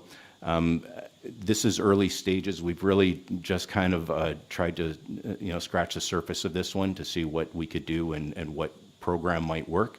When we come back in as part of our winter maintenance update, we can kind of let you know what we found if you decide to move forward with this, and we can do some refinements at that time. But that's in terms of a program that we can deliver. This is something that we believe we can do this year on a limited basis. Thank you. I appreciate that. From what I hear from seniors, it's not just the $150 they need. It's actually trying to connect them with someone who's going to do this. So I would not be in favor of just handing out $150 checks, but if we could partner with chats, I'd be happy with that. I would hate to have a situation where you've got two neighbors side by side, one who's, everyone's 65 but able-bodied, and they collect the check and dig out their own driveway. Meanwhile, next door, they're in their 80s and they missed the deadline. They weren't one of the first 150, and they're stuck doing it themselves. So I think it's to Councillor Roy DeClemente's point, it's a slippery slope. I'm all in favor of clearing windrows. I'm not in favor of handing out checks without making sure that it's going to someplace like chats that's actually going to be doing the work. So I'm glad that this is just a report for us to receive, a memorandum for us to receive, because I do want to receive it, and I appreciate the work that's been put into this, but I don't think we've landed it quite yet, and I understand the lateness, so we're already in November. So thank you for all the work you've done so far on this. Are there any other questions? I would like to, thank you. Councillor Johns? No, I think that Councillor Crothers made some great points, and I think that it is a pilot, though, and we need to learn and understand. And even though I agree with some of the points that Councillor Crothers made, I'm still going to vote in favor of it because it is a pilot, so that we can get information to better understand what it possibly could look like moving forward. So, thank you. Thank you. Councillor Crone? I would just add, I would hate I hate using the phrase, but I'll use it.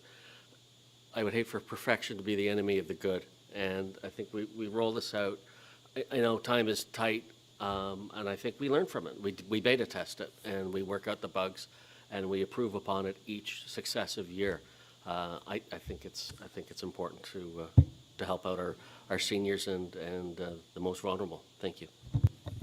Thank you very much. And I would like to add General Manager Molinari, I'll let you speak first.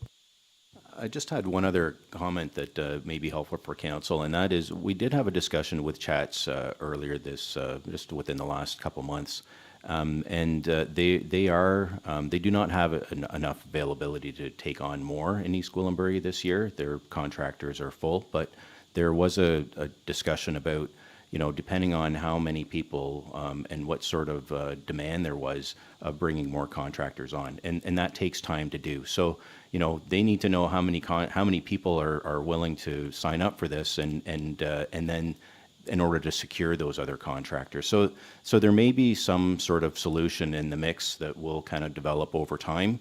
And I think if we move forward with it, we'd be able to provide you with some better information in terms of what the 2024-25 season might look like, and it'd be a little bit more structured and be able to, take some of the feedback we had today and incorporate that into it.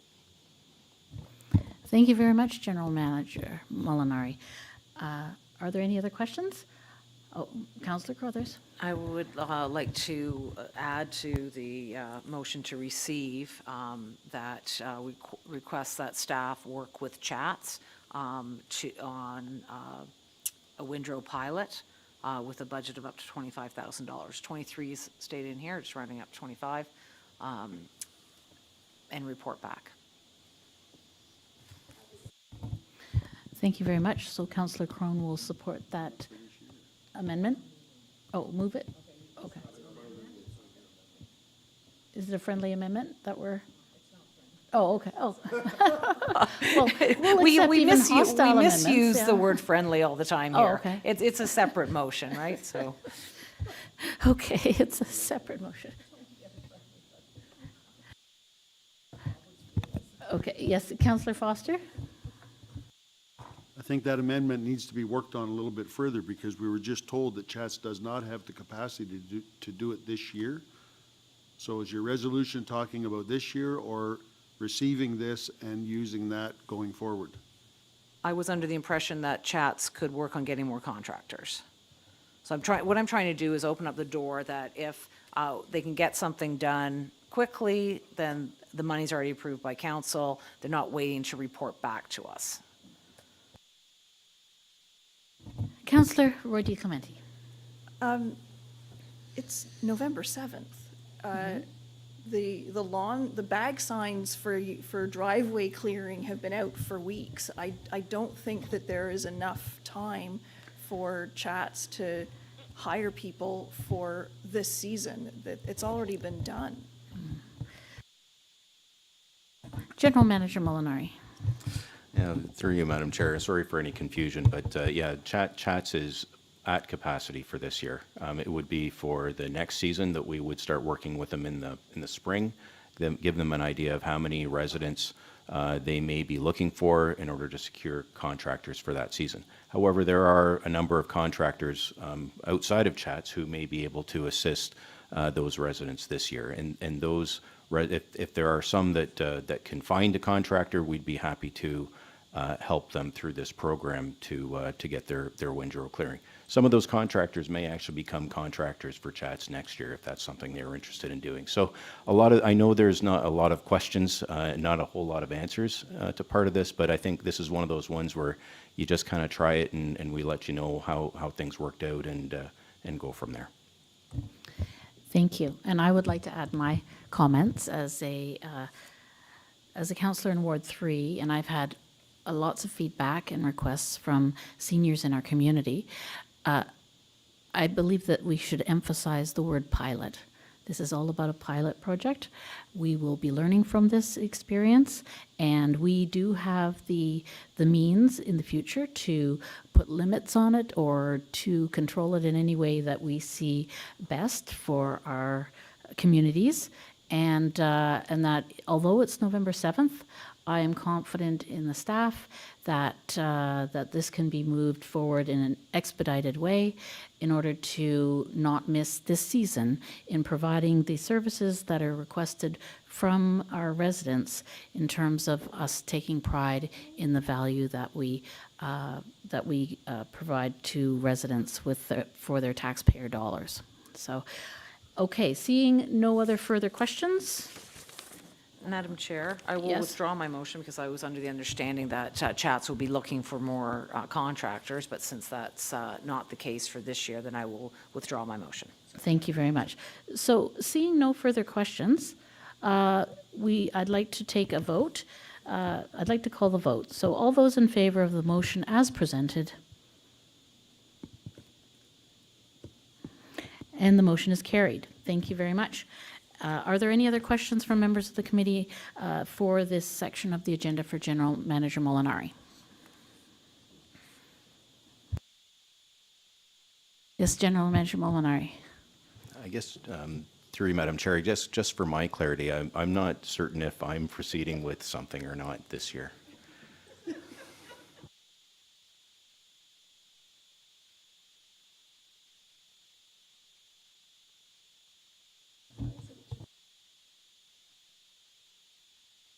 So then we need further discussion. I'm understanding we need further discussion, and we need a motion from council to direct General Manager Molinari as to how we'd like to proceed.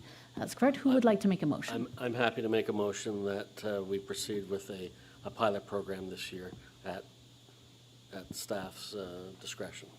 Thank you very much. There's a motion on the floor. Yes, Councillor Crothers?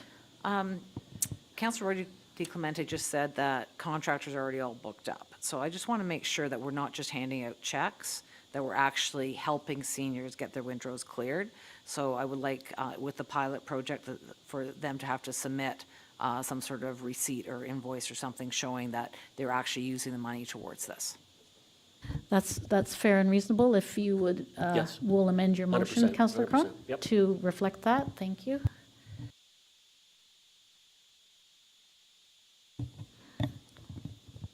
Mr. Clerk is typing. If we can bring that up on the screen so that we all know what we're voting on.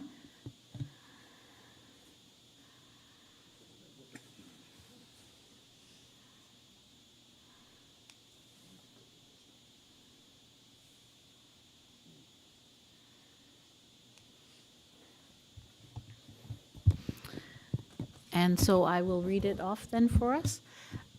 The motion is that staff proceed with a pilot program for this year at staff's discretion, and that participants be required to submit a receipt for services at the end of the season. All those in favor of the motion as presented? The motion is carried. Thank you very much. So General Manager Molinari, do you have anything else that you'd like to share with us? Through you, Madam Chair, nothing further at this time. Thank you. Thank you very much. I'll pass the chair back to Acting Mayor Crone. Thank you very much. We're moving on to the next item on the agenda, which is item L, Finance, with Councillor Johnson, the chair. Over to you, Councillor. Yeah, thank you, Mr. Acting Chair, or Mr. Chair, Acting Mayor. Looking for a mover. This is a development charge bylaw update. Who would like to move that? Councillor Carruthers. With that, I will turn it over to Mr. Marshall. Thank you, through you, Mr. Chair. The town's development charge background study and bylaw expire in May 2024, and that's our key source of funding growth-related infrastructure. This memo is here just to advise committee and council that we're starting the formal process, formal part of the process to update the background study and bylaw.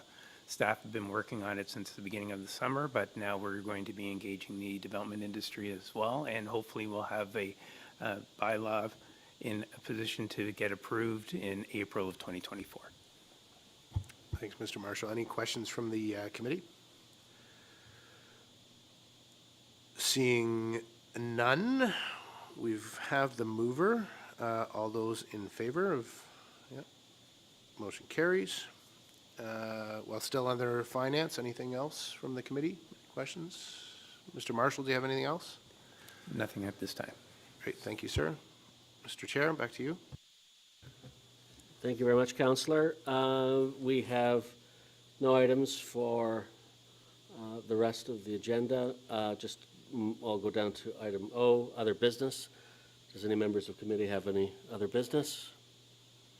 Seeing none, I will ask for a motion for adjournment. Someone? Thank you, Councillor Foster. All in favor? We are adjourned, and we are be it resolved that the meeting of the Committee of the Whole Council adjourn at 2:15 p.m. Thank you very much, folks. And I would ask that we take a 5-minute recess before we commence our council meeting.